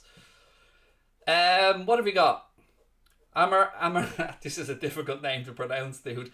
Amir Kadu says Liverpool need a Roy Kent from Richmond FC. They need a prick in the team. I've only started watching Ted Lasso, by the way, so I'm playing catch up here. I'm still on season 1, but it is a very enjoyable show, isn't it? It's good to have a good natured show like that. Would I have Danny Ings back at Liverpool? Said Joel Morris. I won't lie, mate. I would, absolutely, in a heartbeat if I had him back. Such a shame the way his injuries panned out at Liverpool. But Everton are on the counter here just before half time. Andros Townsend plays it into the left channel to Digne. He tries a cross into the box, but again, doesn't beat the first man and it's cleared away by Burnley. Happy belated birthday. Thank you, Zidane. You're a gent, mate. Really appreciate that. I spoiled rotten, honestly. I got loads of great stuff. I got a framed Jota shirt, a framed signed Jota shirt, a framed signed Trent shirt, a framed signed Van Dijk shirt. Missus got me the new computer chair. The kids got me some hoodies and football shirts and polo shirts. Just had an amazing birthday, mate. I'm very, very fortunate, man, to have such a great family. And yeah, they spoiled me rotten and I don't know what I did to deserve them, to be honest with you. But I'll take it. I'll take all the shit. Thank you very much. Where do I get our signed shirts from? There's a guy, it's from the Melwood Group is the name of the company that do the signed shirts. And there's a guy on Twitter called Carl Clement who wrote a few books about Liverpool. And he's also involved in the merch company. And my missus got them all from him. No need for Mark Bulbridge to be... Got Bulbridge is here. That's what I'm saying, Luca. You know what's up. We'll rename this channel before the season's out. It'll be called Bulbridge's That's Football. We don't need Goldbridge's name anywhere. We'll do just fine without Goldbridge, won't we, folks? We're vibing here. You and me, we're vibing. By the way, let me give it a little cheeky show for my own channel. You know, if you're around on Wednesday, Liverpool are playing, you want to pop over, Anfield Agenda. I'll be doing the game against AC Milan on Wednesday, so feel free to pop over there and drop a sub. Of course, I'll be on That's Football tomorrow. We are at half time now. Martin Atkinson has blown the whistle. We are at half time in the game. Still Everton 0, Burnley 0 in the most 0-0 game of all time. Yeah, it's just banged a 0-0 beforehand, to be honest with you. But I predicted a 2-0 win. Anyway, I will be here tomorrow. I'll be doing the Barca Bayern game, and I'll be keeping an eye on the Chelsea Zenit game as well. So I hope you can join me for that one. Obviously, Mark will be on the United stand doing Manchester United's game. But yeah, if you want to mix it up, come over here. I'll be on That's Football tomorrow, and then I'll be on Anfield Agenda on Wednesday for the Liverpool game against AC Milan. Then I'm back here on Thursday for the Leicester game against Napoli in the Europa League. So again, you'll be seeing lots of me this week here on That's Football. So I hope that you guys come over and show some love. We vibe, and yeah, we are, Fabio. Fabio knows what's up. We're vibing, mate.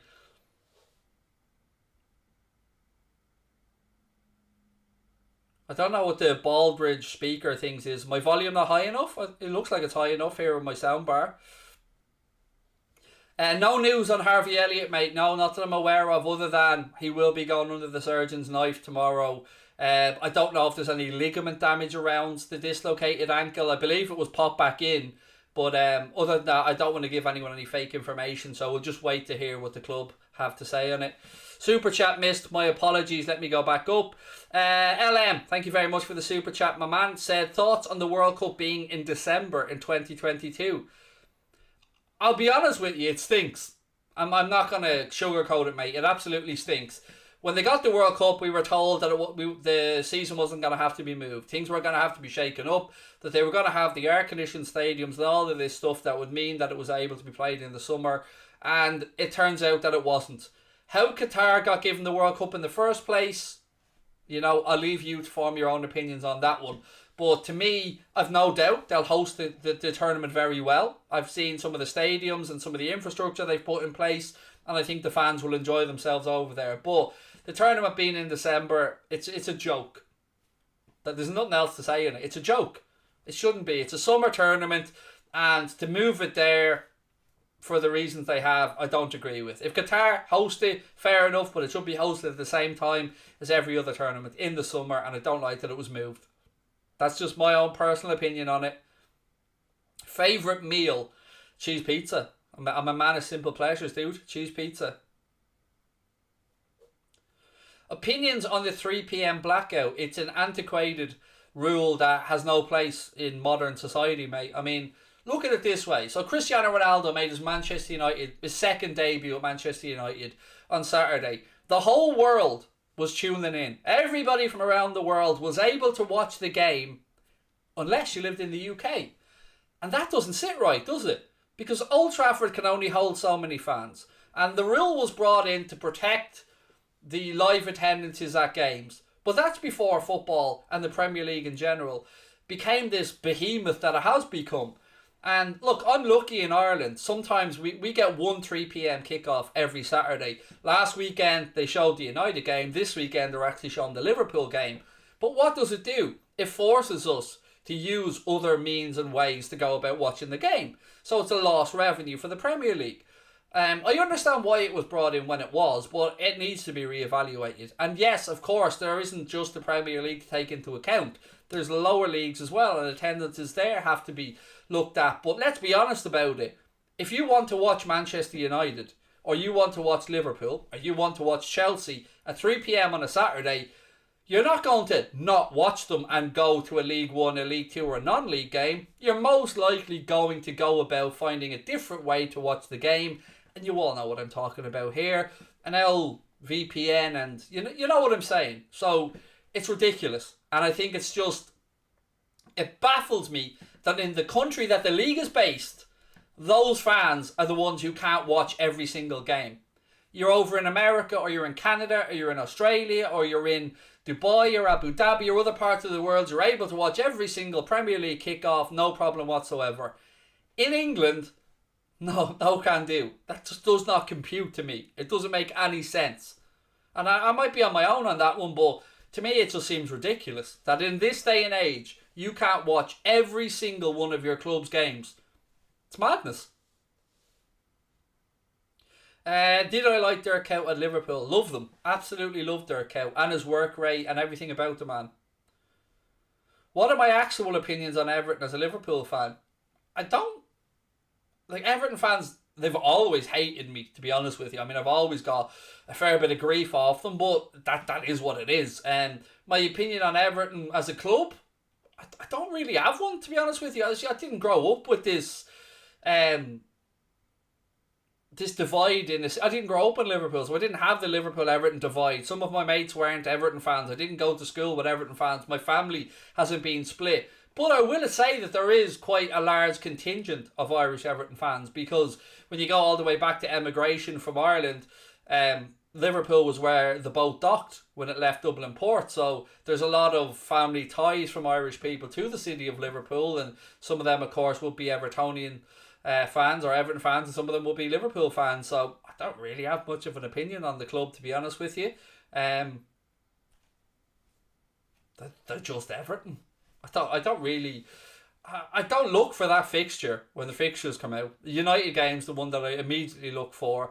The derbies are great, don't get me wrong, but they're mostly for the people in the city. Do you know what I mean? They're mostly for the Scousers that have friends or family who have the blue-red divide. To me, I always want to beat them because I don't like Liverpool losing, full stop, but I'm not as emotionally attached to a derby, of course.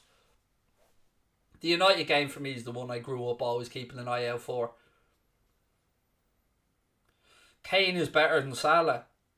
Kiwis are better than bananas. Are we just comparing stupid shit here, mate? Or can we go on and have an actual conversation where we're not trying to compare wingers and centre forwards? But, I'll leave that with you, mate. If you want to come back and have a sensible conversation, I'm here. I'm here all week.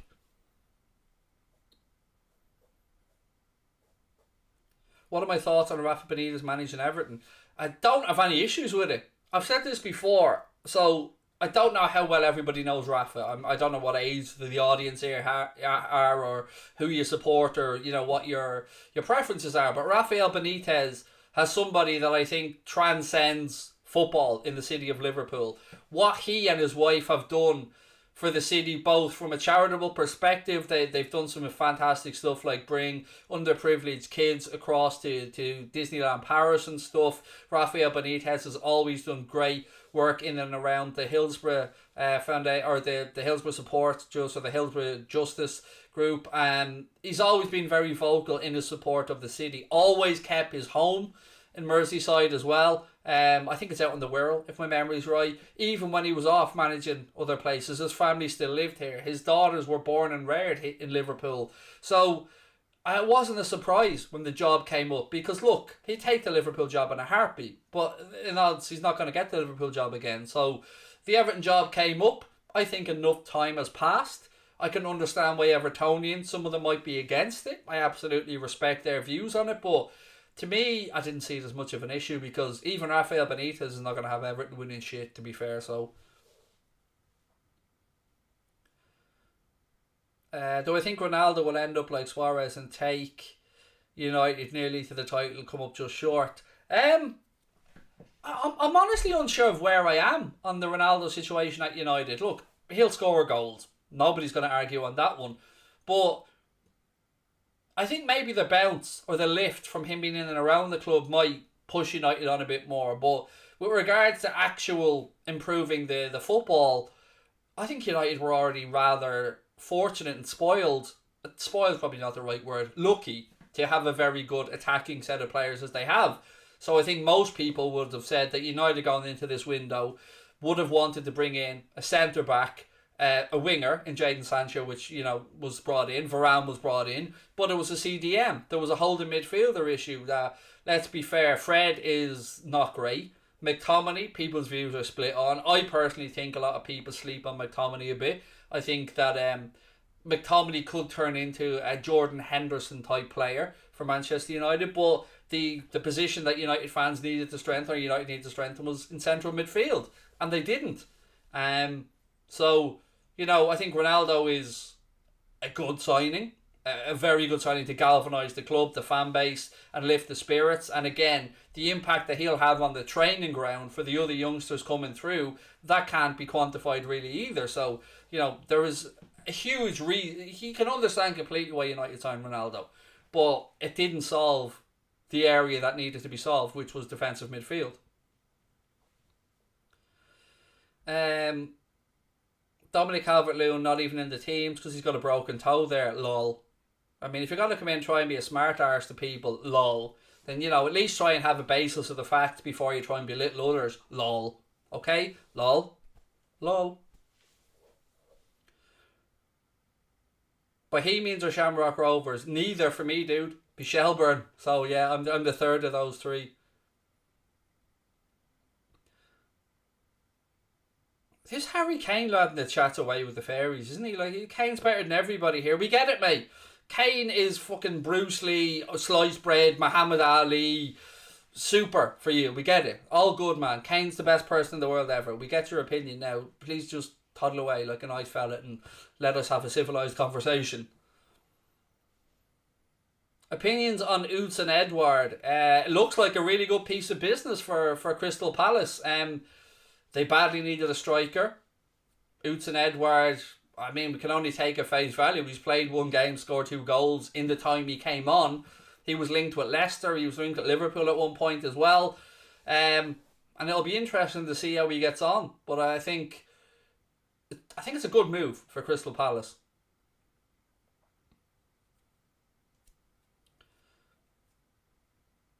Thoughts on Newcastle United? I feel sorry for the Newcastle fans. I really do. I think they deserve better than Mike Ashley. They're a good group of footballing fans who are there thick and thin, filling out St James's Park week in and week out, and I think they deserve better than Mike Ashley, quite frankly.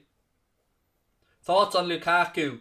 It is as close to a guaranteed signing as Chelsea could have made. Do you know what I mean? Lukaku, I don't know what people make of his time at United. I think maybe fans are split on that. But nobody can deny that he went away to Inter and, he dropped a few kilos. His muscle mass is fantastic. His pace, his power, his directness. He's improved his game. He's able to become a hold-up player now as well. A lot more confident. I just think it was a very, very, very good piece of business by Chelsea. And there are still some question marks around Lukaku. I think on the big occasion against the big teams, some people will say he might be a bit of a flat track bully and he does it against the smaller teams. But it'll be interesting to see on the big stage with Chelsea in the Champions League and in the race for the Premier League title if Romelu Lukaku will be a difference maker for Chelsea. Obviously, they've already won the Champions League with the squad that they had. So, look, I think it was a good piece of business. What else can you say? He's a different player than when he left England, and he looks to be pretty good. Thoughts on Spurs at the minute? I couldn't believe that they got off to a winning 3-game start, to be honest with you, because I don't think Spurs will be even... I think they'll be lucky to be top 6, if I'm being realistic. We know Kane doesn't want to be there. He can put out all the PR nonsense that he wants, but let's be honest, his brother shit the bed. His brother's his agent. He got him that 6-year deal. No get out there for Kane. It's all very well and good having a handshake or a gentleman's agreement with Daniel Levy, but that's not going to help you get out of the club. Son signed a new deal, and I haven't been overly impressed with Spurs, and I don't think that for the style of football that Spurs fans want, I don't think Nuno was the manager to do that. He's a good manager. He'll get some results, but I don't know if he'll push Spurs on to where they want to be. Get your kettle out. No, mate. That would be in the kitchen, and I am in the living room. Who's better, Spurs or Arsenal? Spurs, definitely. I mean, Arsenal, different animal altogether. How can you go and spend 140 million quid and go sideways? Edu has a lot of questions to answer there, to be fair. Thoughts on Hazard at Chelsea? No, not touching it. Every time I talk about Hazard, the fanboys get upset. And I end up getting dogs abuse. So we'll just leave Eden Hazard be. I'll just leave that one alone. Second half about to get underway, folks. Still awaiting the first goal. Burnley about to kick off. Again, the clock will be on screen now as soon as the whistle goes for you guys to sync up with. Thank you for the super chat. IMAX said you're the best. Sweet! Trying to get me to do that Ronaldo thing. Still waiting for Atkinson to get the second half underway here. God, God almighty, lad, will you just kick the damn ball and get underway? Right, we're underway, finally. Who's better, Spurs or Leicester? Leicester, in my opinion. Benson, I'd say Leicester the better team. Better squad, anyway. Salah's nowhere near the magic which Hazard showed. Yeah, that was real magic the way he managed to disappear for 2 whole years, mate, without scoring a goal. Takes a proper magician to do that one. Imagine going 2 whole years in your career without scoring a goal and then thinking you can be compared to Mohamed Salah, who's just joined the 100 club in, 4th or 5th quickest ever, breaking records a go-go. Mate, stop. Don't get me started on Hazard. I know that you Chelsea boys love him and think that the sun shines out of his arse, even as he stuck 2 fingers up to you and ran off to Madrid. But whatever, man. You have at it. The facts are there. The records speak for themselves. Mohamed Salah is infinitely better. I don't give a shit what you say, to be honest.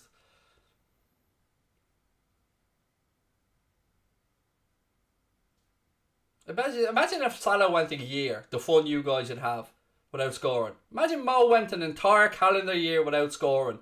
The banter levels that will be aimed at him. Now, you're a fanboy. Your superstar Eden Hazard did that. Not once. Twice. Twice. Like if my centre back went 2 years without scoring a goal, I'd be losing the plot. Our goalkeeper managed to score a goal last season. So is Hazard, Alisson's better than Hazard now. Let's put that out there. Alisson's better than Hazard.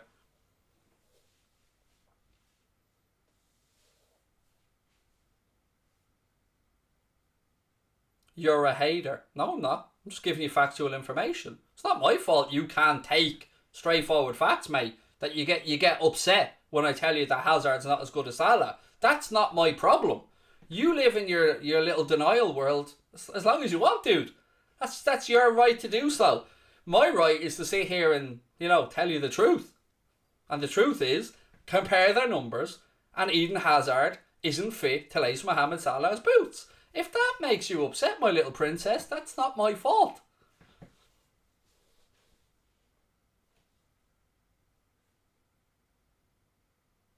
Cry, keep crying. I don't care.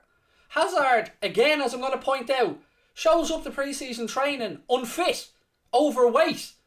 That's not fat shaming, that's a fact. He did it at Real Madrid. He got £100 million move to his dream club and he couldn't even be arsed to show up fit. So, you love the lad all you want. On his day, Eden Hazard's unplayable. A magician. But those days aren't often enough. And I think that's the fairest way to summarise it. On his day, the best Eden Hazard, I would say, is better than the best Mohamed Salah. I would be big and ugly enough to admit that. On his day, unplayable. A magician. But you don't get those days often enough. And that's the problem with Hazard. All the talent in the world, no doubt about it. Wand of a left foot. Unbelievable footballer. But just those days don't come around often enough. Can I get a Sabrina? Sabrina, it's Saturday night. I like the way you move. She's actually... Her mum and dad went away holidays, and this is a very maybe English and Irish thing, but they left the immersion on. I know, biggest fear for any Irish person in an airport. Did I leave the immersion on? So she had to drive up to Dublin to check and make sure the immersion was off. True story. That's where she is right now.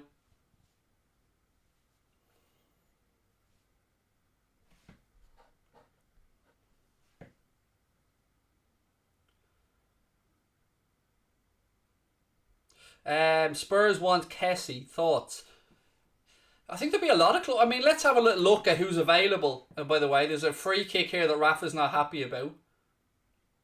But there's not really much going on in the game. Richarlison's down at the minute. Let's just have a look at some of the players actually while we're talking about Kessie there and his possible destinations. Let's have a little look at the players that are going to be available. Did I get rid of this list? Don't tell me I did this to myself again. No, it's here. There's a list of players who are going to be available on a free from Serie A next summer. Paulo Dybala at Juventus, Kessie at Milan, Insigne from Napoli, Brozovic from Inter, Pellegrini from Roma, Belotti at Torino, Freuer from Atlanta, Romagnoli from Milan, Boga from Sassuolo, Luis Felipe from Lazio, Quadrado from Juventus, Mkhitaryan from Roma, Bernardeschi from Juve, Strakosha, obviously the Lazio keeper, and Perisic at Inter. So there's a lot of good players.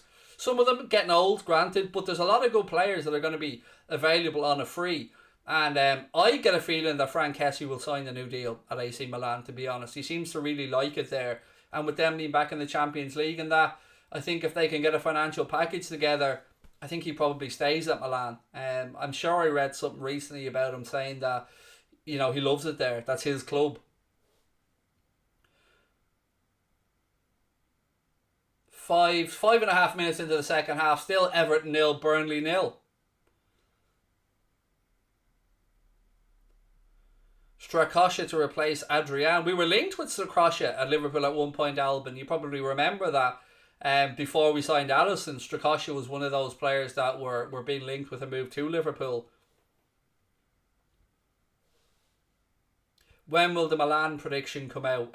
Tomorrow. I recorded it earlier on. It's coming out on Anfield Agenda tomorrow.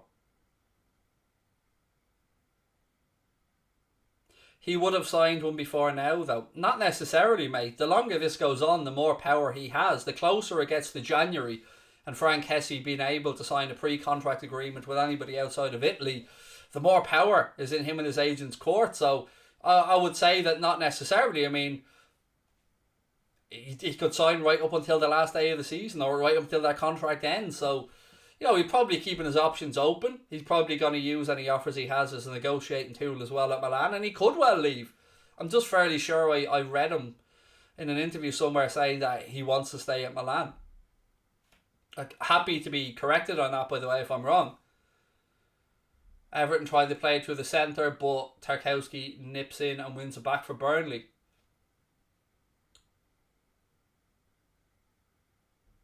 What is your name, man, on the big screen? I'm Craig, mate. Lovely to have you in. Craig Holden is my name, but nice to have you in the chat, dude. You get used to me. I'll be here for the entire season. Atkinson gets a yellow card out now. Andros Townsend goes into the book. He's unhappy with it, but it is what it is. 7 minutes gone in the second half. Free kick to Burnley. Let's have a look at it.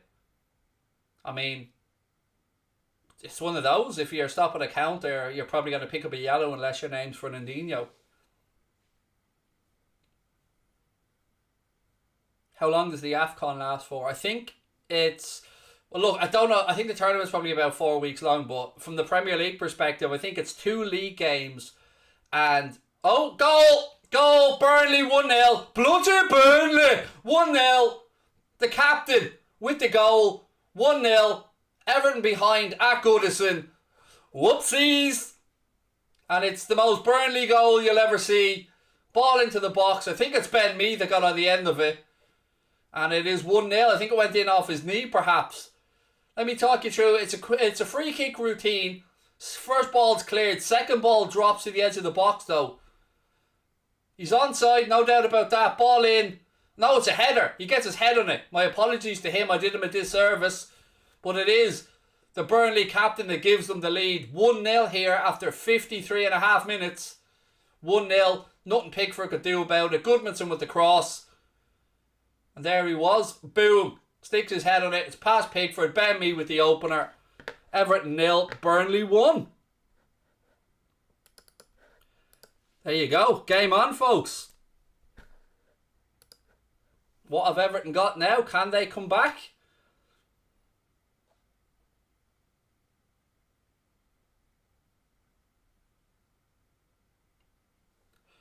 Thoughts on Minamino, somebody said. Daniel Richardson. It's difficult to really have any... A lot of unknowns around Takumi Minamino. He did okay. Here's Everton on the attack now straight away. It goes behind for a corner. Ben Mee... No, just making sure I didn't cough phlegm on myself. Ben Mee took one in the family jewels there. He'll be speaking with a bit of a high-pitched tone for the rest of the game, I'd say. But he's up. Fair play to him. You'll be checking them later on, no doubt about it.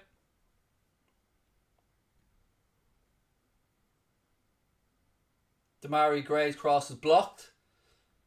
Digne picks it up.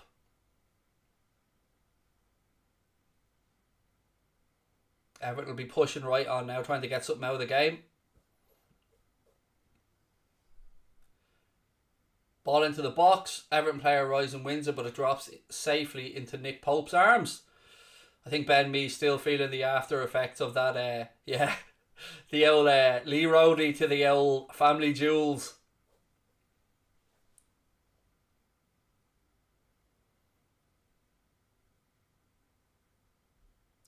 How's the board looking regarding you versus Goldbridge predictions? I don't know how we got on this week, to be honest. I think I was leading by a couple of points, I think, last week at the end of week 3. I'm sure Mark will fill me in on what the scores are. I don't think many of us got any scores correct, actually. I think we got results correct, but I'm not sure if any of us got the score correct this weekend.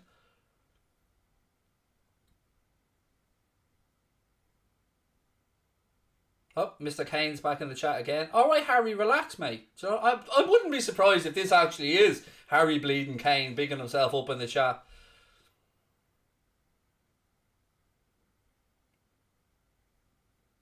An awful lot of spam in there that I'm not even going to address. I'm not even going to give you the time of day for your spamming comments. Okie dokie, folks. Yeah, I'll just leave you to it there for a minute. Mo Salah, Mo Salah, Mo Salah, running down the wing. Salah, la, la, la, la, the Egyptian king. Mo Salah. I'll just keep singing my little song here, folks. You work away.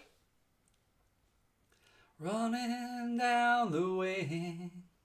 Salah, la, la, la, la, the Egyptian king.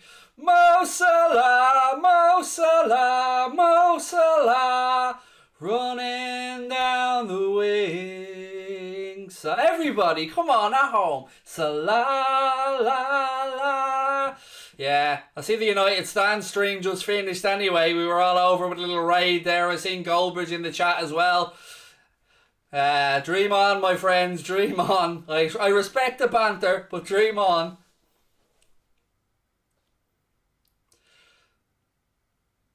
You keep writing it, I'll keep singing it. Mo Salah, Mo Salah, Mo Salah, running down the wing. Salah, la, la, la, la.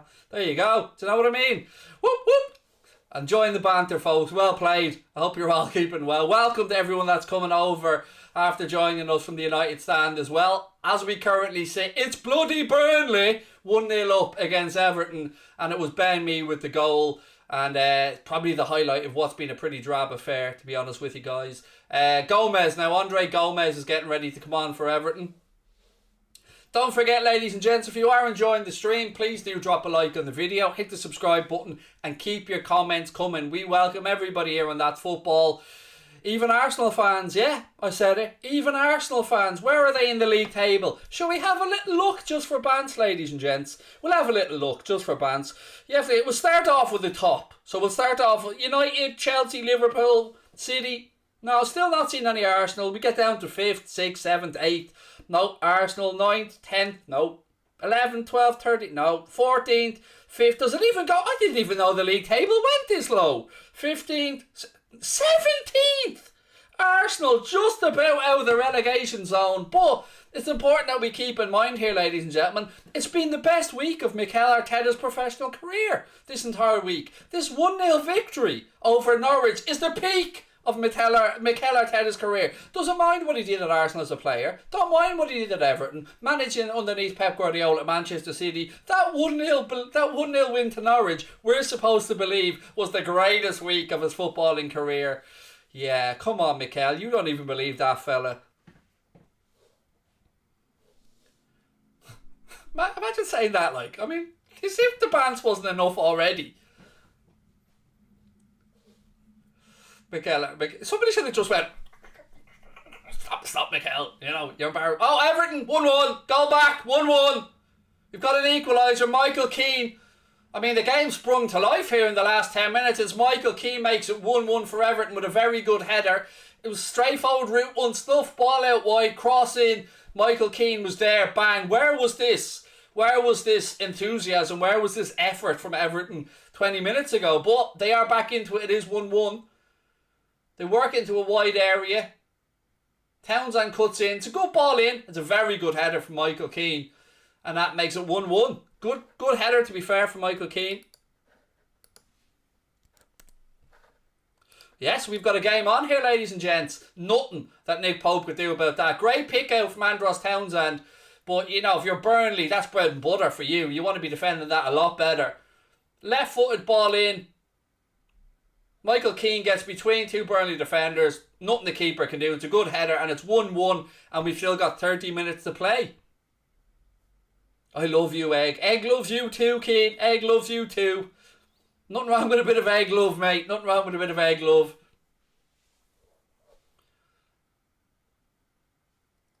Phil the Barbarian Jones is better than Van Dijk, said Hoofin98. There you go. We will show a bit of Phil Jones.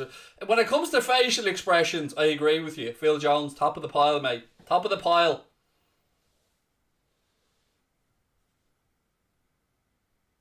Opinions on Celtic. I don't really watch Scottish football, to be honest with you. I don't mean that in a derogatory way. I just, I don't watch it. I've never really gotten into it. I'd rather watch League of Ireland football, if I'm being entirely honest. Not that I think that the standard's the same, right? And I'd just rather, you know, see what's coming through my own country rather than watching Celtic and Rangers and stuff. So, yeah, no disrespect meant, just not into it. I'm enjoying this chat. I mean, I really am starting to feel at home here on That's Football, ladies and gentlemen. Ballbridge in the Jesus. Do I watch the MLS? I do, yeah. I watch the MLS and I collect MLS shirts, mate. I've got 2 LAFC shirts. I've got an Orlando shirt. I've got a Portland Timbers shirt. I've got a Seattle Sounders shirt. I've got a couple more upstairs as well. I do watch the MLS. It can be a bit mad at times. Like the last 15 minutes of an MLS game can be crazy. Like you get 2 or 3 goals at times. Especially, I don't know if you watched the recent El Tráfico. That was a belter of a game. I think if my memory's right, that finished 3-3. And if you don't know what El Tráfico is, by the way, it's LAFC against LA Galaxy. It's a perfect name for it, isn't it? El Tráfico. But they're often great games. I mean, the standard mightn't be up there at the very, very highest level, but entertaining stuff. We're all loving you on That's Football, said Ellis. Thank you. I'm not going to lie. I've been doing this a while. I'm used to sitting in front of a screen, but I was really nervous starting out this season when I'd agreed to carry on with the team on That's Football because, you know, it's not my audience, so you don't know how people will take you. Mark built up this audience. It's Mark's crowd, but yeah, as I said, time again, you guys have welcomed me in with open arms and I really appreciate it. Even with the comments. Iggy! Oi!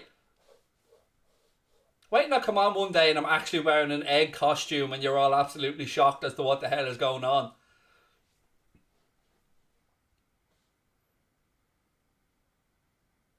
The Oil Classico Champions League final, PSG and City is going to be... Well, they've got it in the group stage, mate. We've got a couple of Oil Classicos to look forward to in the group stages of the Champions League, don't we? In the battle of nobody cares versus the who gives a fuck. Let's be honest, none of us... does anybody genuinely in the chat want PSG or City to ever win the Champions League? Sincere question. I'll let you guys give me the answer. Because I've got my opinions and they're very strong and I think Mark's quite similar. I never want them getting their greasy mitts on the European Cup, either of them. Yeah, see, I knew it. I knew it wasn't just me. I knew that the good footballing folk that respect the history of the competition and stuff and the way clubs are... Look, exactly. Spot on. You're all spot on. Damn right. Well played, folks. Well played. Boolabus patting the back all round there. Now let's... Oh! Bit of filth alert. Woo! Andros Townsend with a bit of filth. It's 2-1 to Everton. Pick that out, son. That was... I mean, I don't like the club. I'm a Liverpool fan, but you got to give credit. Andros Townsend has just... Oh, it's delicious. It is delicious. If you're searching for it on Pornhub later on, just search Andros Townsend worldy... I don't know, throw in big boobs or something after it just for the laugh. But Absolutely quality. Alan plays the ball to Decore. Decore rolls it into Andros Townsend, who turns Ben Mee inside out. Not Ben Mee, one of the left backs, Lawton, I think. And then unleashes, and I mean unleashes, a wand of a strike with his left boot. Boom! Oh, you just gotta just appreciate it. You've just got to. Look at it. Cuts across the ball. The movement. Pope with the double-handed dive. He can't get near it. It's top bins before he knows what's going on, and Everton have turned it around to be 2-1 up here against Burnley. But what a strike! Woo! Bit of filth there from Andros. 2-1. Quick turnaround that from Everton. That was good. Let's be honest, that was tasty. He does have a worldie in him, doesn't he, Andros Townsend? He bangs a couple out every season. Oh, look, they're through again. It's Gray now. Demarai Gray. Everton have just ripped them apart. It's 3-1. In the space of a wet fart, it's 3-1 to Everton. They've absolutely just... Where was the defence? The defence parted like the Red Sea there. And Demarai Gray went straight through the centre. Pope came out. He tucks it past him. It's 3-1. And all of a sudden, a few minutes ago, from being 1-0 up, Burnley are 3-1 down and Everton are cruising. And this time it's Demarai Gray with the goal. I mean, they say you're most vulnerable when you've conceded, but it's ridiculous. Again, Townsend to Decore. Decore, look at the gap. Look at the size of the gap. And Demarai Gray waltzes through, composed finish, side foots it past Nick Pope, and it's 3-1. But where on earth was the cover? Where was the defence? Look at this space. It's a great ball from Decore. I mean, credit where it's due. And a very good finish as well from Demarai Gray. But Burnley have absolutely shot themselves in the foot. But fair play to Everton for having the wherewithal to turn it round. Great goal from Demarai Gray. Lovely ball from Decore. And it's 3-1 to Everton. 3-1. Some turn around that in the space of a few minutes. Wow. I mean, we've had a tasty second half. I mean, 0-0 at half time, we were all falling asleep, but in the space of a few minutes, it has sprung to life here. Everton 3, Burnley 1. And now they're on the attack again. It's Richarlison. They don't want to stop. They smell blood here, Everton. They're on the attack. Sean Dyche should be spitting gravel as we speak. Ball in. It's 4! It's 4! The flag's up, I think, isn't it? The flag's up, folks. I think it's offside. Decore this time, they made the run across the 6-yard box. Everton, at the minute, are just ripping Burnley to shreds. Andre Gomes. Lovely ball out wide. Oh, he nearly got back on side, but he was off. It will be ruled out. But again, Everton just pouring bodies forward here. What is going on? What? Somebody just switched on the lightning mode on this game or something, because it has caught fire in the last few minutes. The old lady, as the Everton fans like to call it, is absolutely rocking now. Everton 3, Burnley 1. What a turnaround. Madness. You know what I mean? I'm a neutral. I'm watching this game. I'm a Liverpool fan, but I'm a neutral because I'm on here doing on That's Football, and you've got to say, it's just been it's a great turnaround. You've got to give credit where it's due. Andros Townsend goal was an absolute worldie. Michael Keane's header was quality. And again, the ball from Decore to Demarai Gray for Everton's third was top notch. If you're an Everton fan right now, you're probably going, wow, what a 10 or 15 minutes this has been. Bloody Burnley, huh? Bloody Burnley. Ball goes behind now for an Everton goal kick, and we've still got 20 minutes to go, ladies and gents. 20 minutes to go. Let me ask you a little favour. I hope you're enjoying the stream. I mean, it's certainly been a cracking game. Take a little minute, hit the subscribe button, drop a like on the video, and let Mr. Goldbridge know that he's no longer needed, because Ballbridge is here in full effect. I'm taking over. That's football, ladies and gentlemen. Let's just call it That's Holding, because that's what we want. In all seriousness, though, it's been an absolute... I'm having great fun tonight. I'm having great fun with you guys.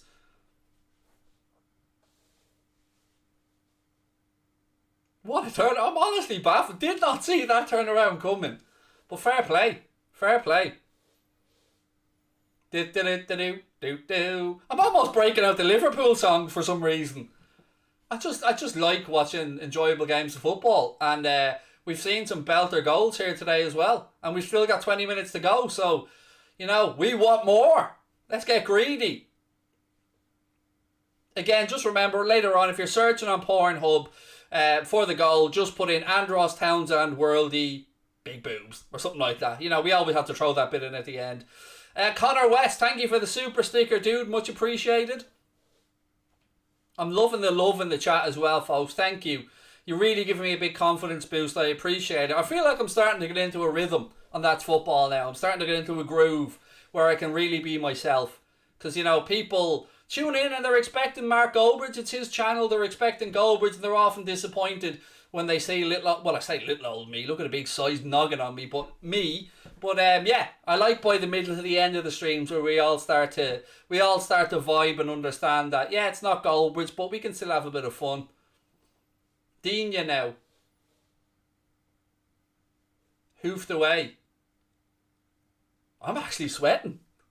The lights here pumping the heat down. Well done, Craig, mate. What a cracking job you're doing. Keep it up, pal. We all love you. That is so kind of you, Flex47. Thank you, dude. Much appreciated. You certainly settled the nerves. And I feel like I can start showing my personality a bit more now. Because people know that, they understand that I'm not Goldbridge, but I am me. And I do have my own personality traits that I hope you guys enjoy. And if you do enjoy it, don't forget you can catch me on Anfield Agenda as well. I'll be on there on Wednesday, but tomorrow night I'll be back on here for the games, the Bayern Barca game, and I'll be keeping an eye on Chelsea Zenit as well. Mark will be on the United stand, of course, doing Manchester United's game, and I'll be back here on Thursday then for Leicester Napoli, which could be a cracker. Townsend cuts inside. Townsend again. Oh! Has he saved or has it rattled the post? Either way, Townsend is on fire. I'd love to see a replay of this. I don't know if it was Pope or the post, but either way, Townsend with another thunder strike. Ref's waving play on. Everton in possession with Dina. Goes out to Damari Gray, left hand side. Ball in. Decore. Oh! Gomez should have made a 4, but he can't quite side foot it into the far post. Just put to the yard wide, and Everton are just... Look, let's be fair. I'm a Liverpool fan, but let's be fair. Everton are just... They've turned it on. They've turned on the style, and they're just ripping Burnley apart. Ripping them apart. And I've got to call it as I see it. Everton are being really, really, really good at the minute. Just won $549, said Jeevan. Left Everton, happy days. Congratulations on your win, my man. Always like to hear people making a few quid. Well played. Thank you for the super chat. Much appreciated. Wow, we've who would have thought this Monday night football fixture would have given us this much fun? It was a Pope save, was it? Thank you in the chat for letting me... Oh! Another one there just dropped wide. I think it took a deflection, nearly dropped wide. It just dropped in from Pickford there. He just watched as it dropped wide. But I haven't seen a replay yet of the incident with of Everton a few minutes ago. Sorry, I'm watching this replay. Yeah, it took a bit of a weird deflection there. I haven't seen Andros Townsend strike again, but apparently it was a Nick Pope save, in which case, what a save. We know Nick Pope's a fine goalkeeper anyway, but what a save.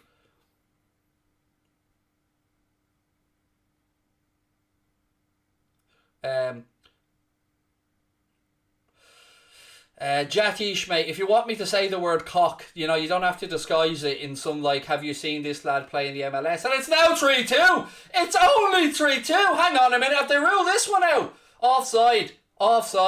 Yeah, mate, you just asked me to say the words. You don't have to try and bait me by putting in some fake name from the MLS, mate. We're all grown ass people here. This one's been ruled out for offside. It was Tarkowski. If Tarkowski scores this, he's on. Tarkowski's onside. Tarkowski was onside. This should be a goal.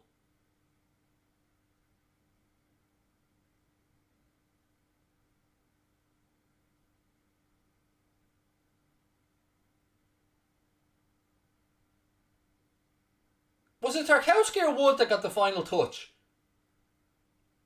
Should be a goal, surely, if it's Tarkowski.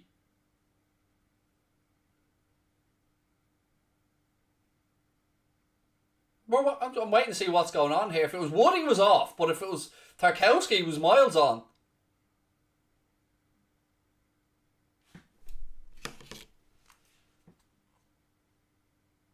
Burnley making a couple of changes here, by the way. Lennon and Vidra are on. Goodmanson and Barnes are off.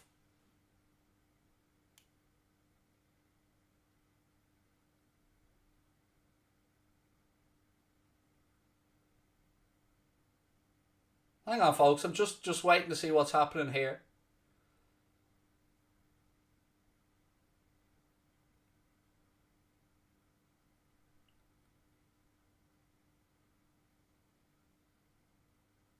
Oh, they gave it as offside. I'm going to rewind this. Hang on.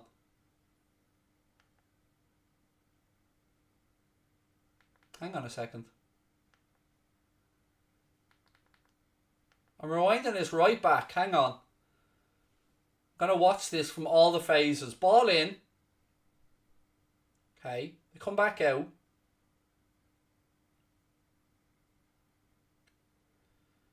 Can somebody explain to me how that's offside?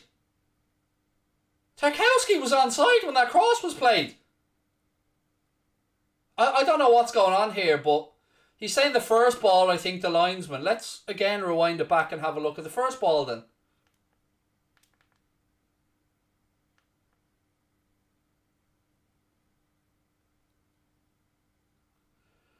He's saying Tarkowski was offside in the phase before that, which I can't see either. I don't know where they've come to that conclusion. A foul? No, they gave it as offside. There was no foul given. He gave that as offside.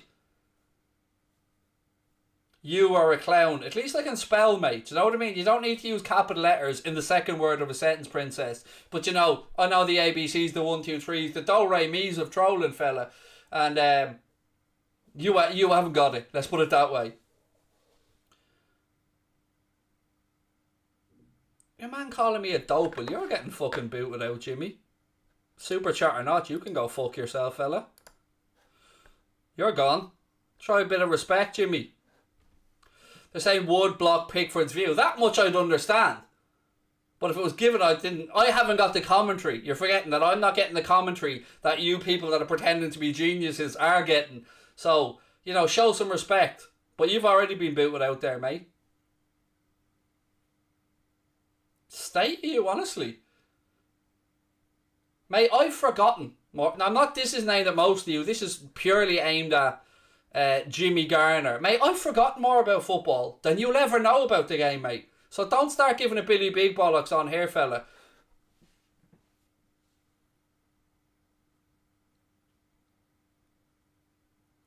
Andre Gomez had an attempt there that went miles wide. Andy, thank you for the super chat. Said keep it up, mate, doing a good job. He gave you a £5 goal, but you won't be happy. I couldn't give a shite. I couldn't give a shite whether he's happy or not. Anybody who doesn't show respect to me or anybody else in the chat, they're gone. And that should be basics. I don't give a shit if he gives us 50 quid. If he doesn't show me or you guys respect, he doesn't deserve to be here. Respect from all of us is a minimum. Me to you, you to each other and you to me. That's a minimum. On any channel. So, I don't give a shite if he gave us 100 quid. He starts calling people dopes and slagging people off. He's gone. Simple. Don't like it. Tough shit. That's the way it is. When I'm in this chair, that's the way it gets ran. You guys have done nothing but be respectful to each other and to me, and that's why we've had a good time and some fun tonight. So let's not let one idiot ruin all of it for all of you, because most of you guys are absolutely sound. So yeah, who cares how much he gave? He's still an arsehole.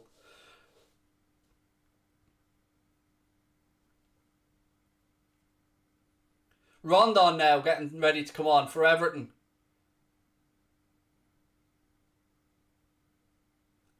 Interesting piece of business that right at the end of the window from Everton to bring in Rondon. Manners cost nothing. Exactly, man. I always say to people, you come into any channel that I'm a host on, If you show respect to me and the people in the chat, you'll get that love and respect back 100 times and we'll have a great time. You show disrespect, not just to me, but to other people in the chat, you're gone. It's as simple as that. You know, respect is a minimum. Manners cost nothing, as you guys have rightly said. And we've had a great time tonight. And it's been an amazing stream. I've had one of the most enjoyable watch-alongs I've done in ages. And that's because of the atmosphere that's created in the chat by you guys. So big up yourselves, because you've made this a great experience for a lot of us, having a lot of fun. Richarlison's coming off here, by the way, to be replaced by Rondon. So, yeah, Rondon. I never thought I'd be saying that back in the Premier League again.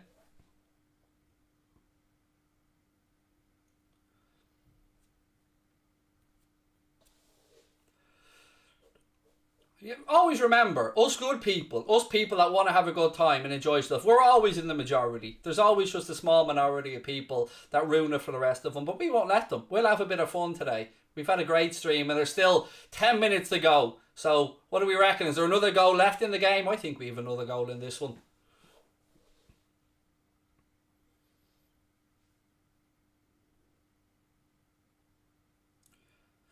Keep it up, mate. Love your commentary. Cheers, said Arif Khan. Thank you, sir. Much appreciated. Very kind of you. Thank you for the super chat as well.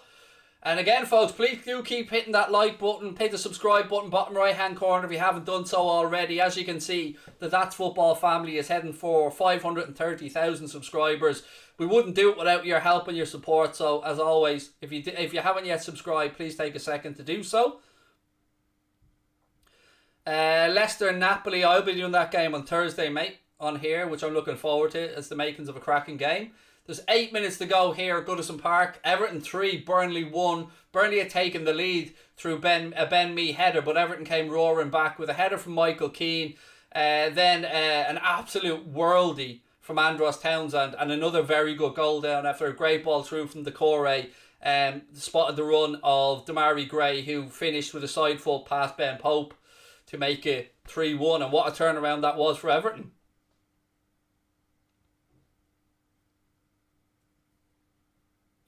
And the Champions League watch along tomorrow. Yeah, well, obviously Mark will be on the United stand, but I'll be here doing Barca Bayern and also keeping an eye on the Chelsea Zenit game. Ooh, strike from the edge of the box there from Burnley, straight at Pickford, who just palms it down and is letting the clock run down as the ball sits between his legs waiting for somebody to come up. You know the usual part where the keeper just sits there till someone comes up and then picks it up. Good for you, kicking out the absolute weapon, said Chris. No need to be disrespectful. Keep up the good work, guys. Thank you, mate. Much appreciated. And yeah, thank you for both parts, mate, for the super chat and for your kind words. Do I say 3 or 3? Bit of both, probably. I'd probably go a little bit Dublin and go 3 at times, and then a little bit 3.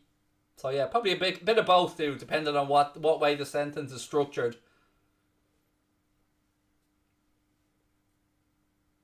You're not going to bait me by saying Salah's terrible, mate. You know, you're not getting me to bite on that comment. No matter if you put it in all caps or not. You know, you can shout it from the rooftops. Nobody's going to listen to you.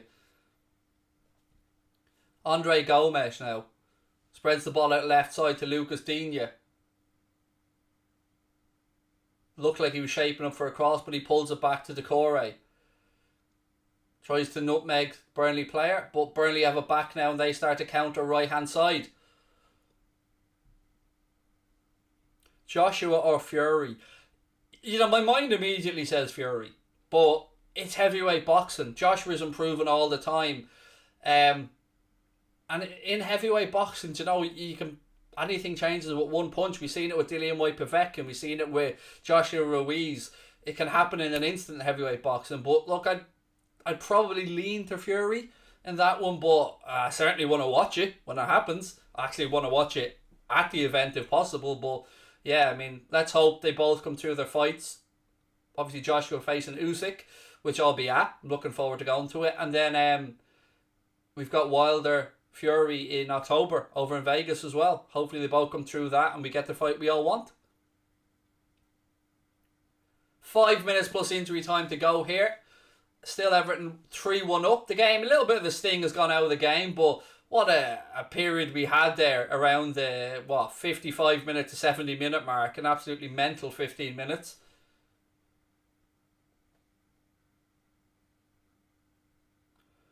Do I think Mohamed Salah is better than Harry Kane? It's like comparing apples and oranges, fella. You know, I know you're asking a genuine question, but how can I compare an inverted winger with a centre forward? It's not a fair comparison.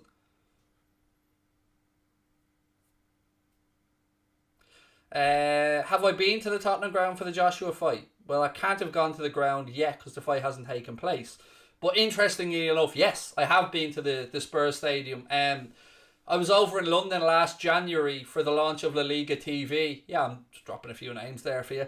I was invited over to the launch of that in London, and we had a spare night when we were over there, and Spurs just happened to be playing an FA Cup replay against Middlesbrough, so we thought, you know, tickets were available, why not grab a ticket and see what the Spurs stadium is like? And it's amazing. I've got to say to you, if you get a chance to visit it, it is a cracking stadium. And I think the fight in there is going to be amazing as well. The AJ Usyk fight, I think it's going to be absolutely top notch. But it is a great stadium. It really is. Guru of Mahagotakara, said Nikki. Yeah. Anyone that doesn't know what that means, says thank you very much, my friend, in Irish. My Irish is, you know, cúpla focal, which means a few words. Aston Villa beat you 7+. That's brilliant, mate. Well done.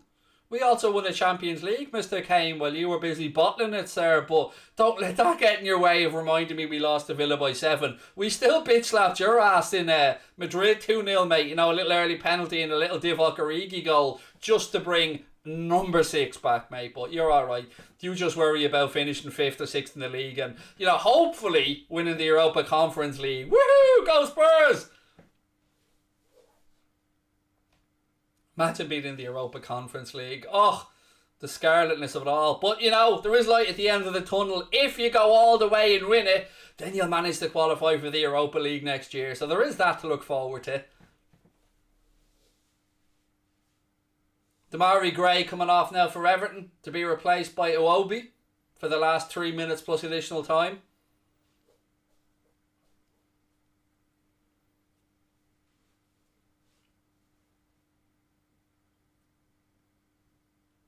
Spurs that win stuff. I know. You can already nearly write Roma and Jose Mourinho's name on that Europa Conference League now.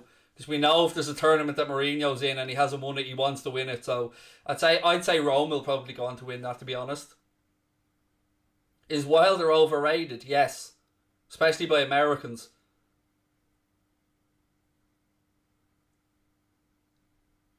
He's got an absolutely game changer of a hand, but his boxing IQ is just awful.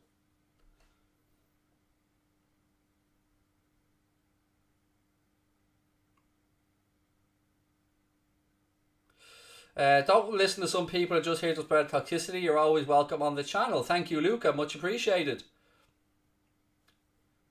Spurs fans never get any respect. Let's rewind back here a second, my friend, shall we?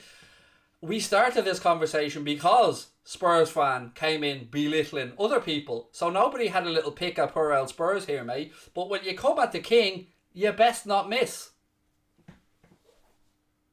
1.5 minutes to go. Looks like Everton are cruising to the 3 points here.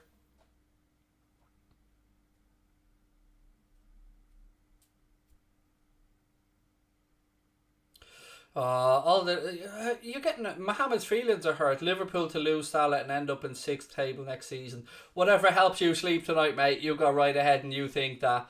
I'll wake up tomorrow thinking about Mohamed Salah signing a new deal, which is far more likely. But if it helps you sleep, Mohamed, and you want to dream about Liverpool finishing 6th, mate, you have at it. Whatever. If counting sheep doesn't work for you, pal, you can count Mohamed Salah as days down on his contract if it worked for you.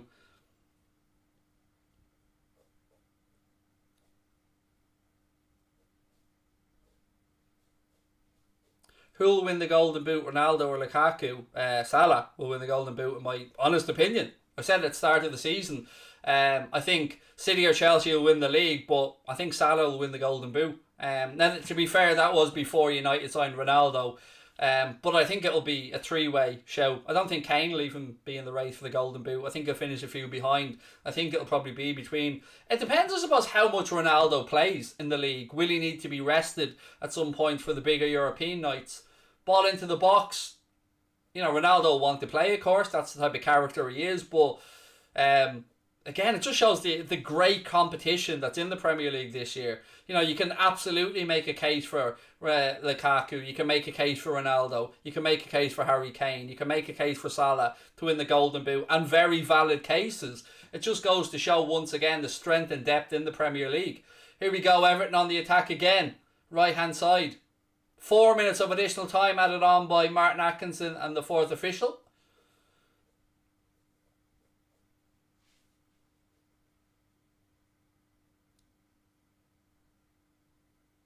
Nice of Elliot to let us know he's fine. Look, Harvey Elliott's a classy young lad. I don't know if you guys have seen this, but there was a young lad at Leeds Infirmary in the cubicle next to him who'd broken his arm playing football that day.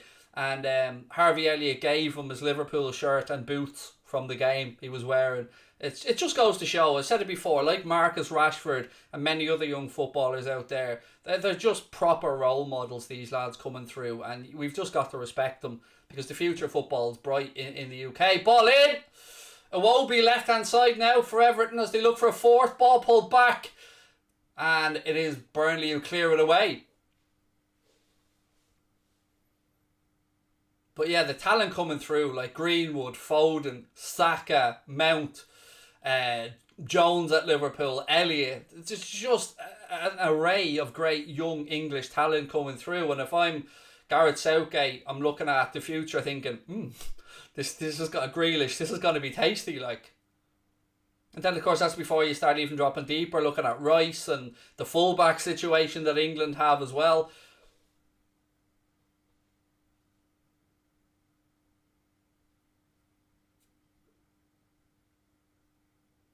Again, folks, we are into the last 2 minutes here. If you have enjoyed the stream, firstly, thank you for being with us. I really appreciate it. Do take a second, hit that like button, hit the subscribe button if you haven't subscribed already. We are trying to push the That's Football family on towards 530,000 subscribers. We need your support to do it as always. Oh, strike from distance straight into the arms of Pickford. I've had loads of fun tonight, honestly. I really enjoyed myself. You guys have made me feel so welcome as always. And yeah, just let Goldbridge know we did a good job by hitting that like button and dropping the nice comments in. I'm absolutely hoarse, but you know what? I wouldn't change it for the world. I've had loads of fun tonight. It's been a great stream. Pickford clears it with his left boot. We're approaching the last minute of additional time here. Everton 3-1 up. I thought we were going to get a fourth, but it looks like we're going to have to make, or fifth, excuse me. It looks like we're going to have to make do with the 4.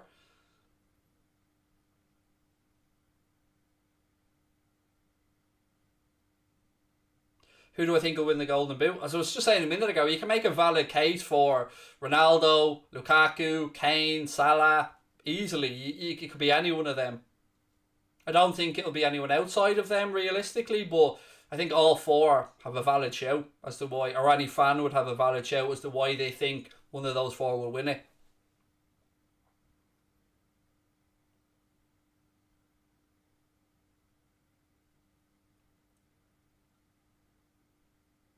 Everton just knocking the ball around now. They know the job is done. Good comeback from them, to be fair. I mean, you know, Burnley rocked them by going 1-0 up, but Everton really did click into gear then.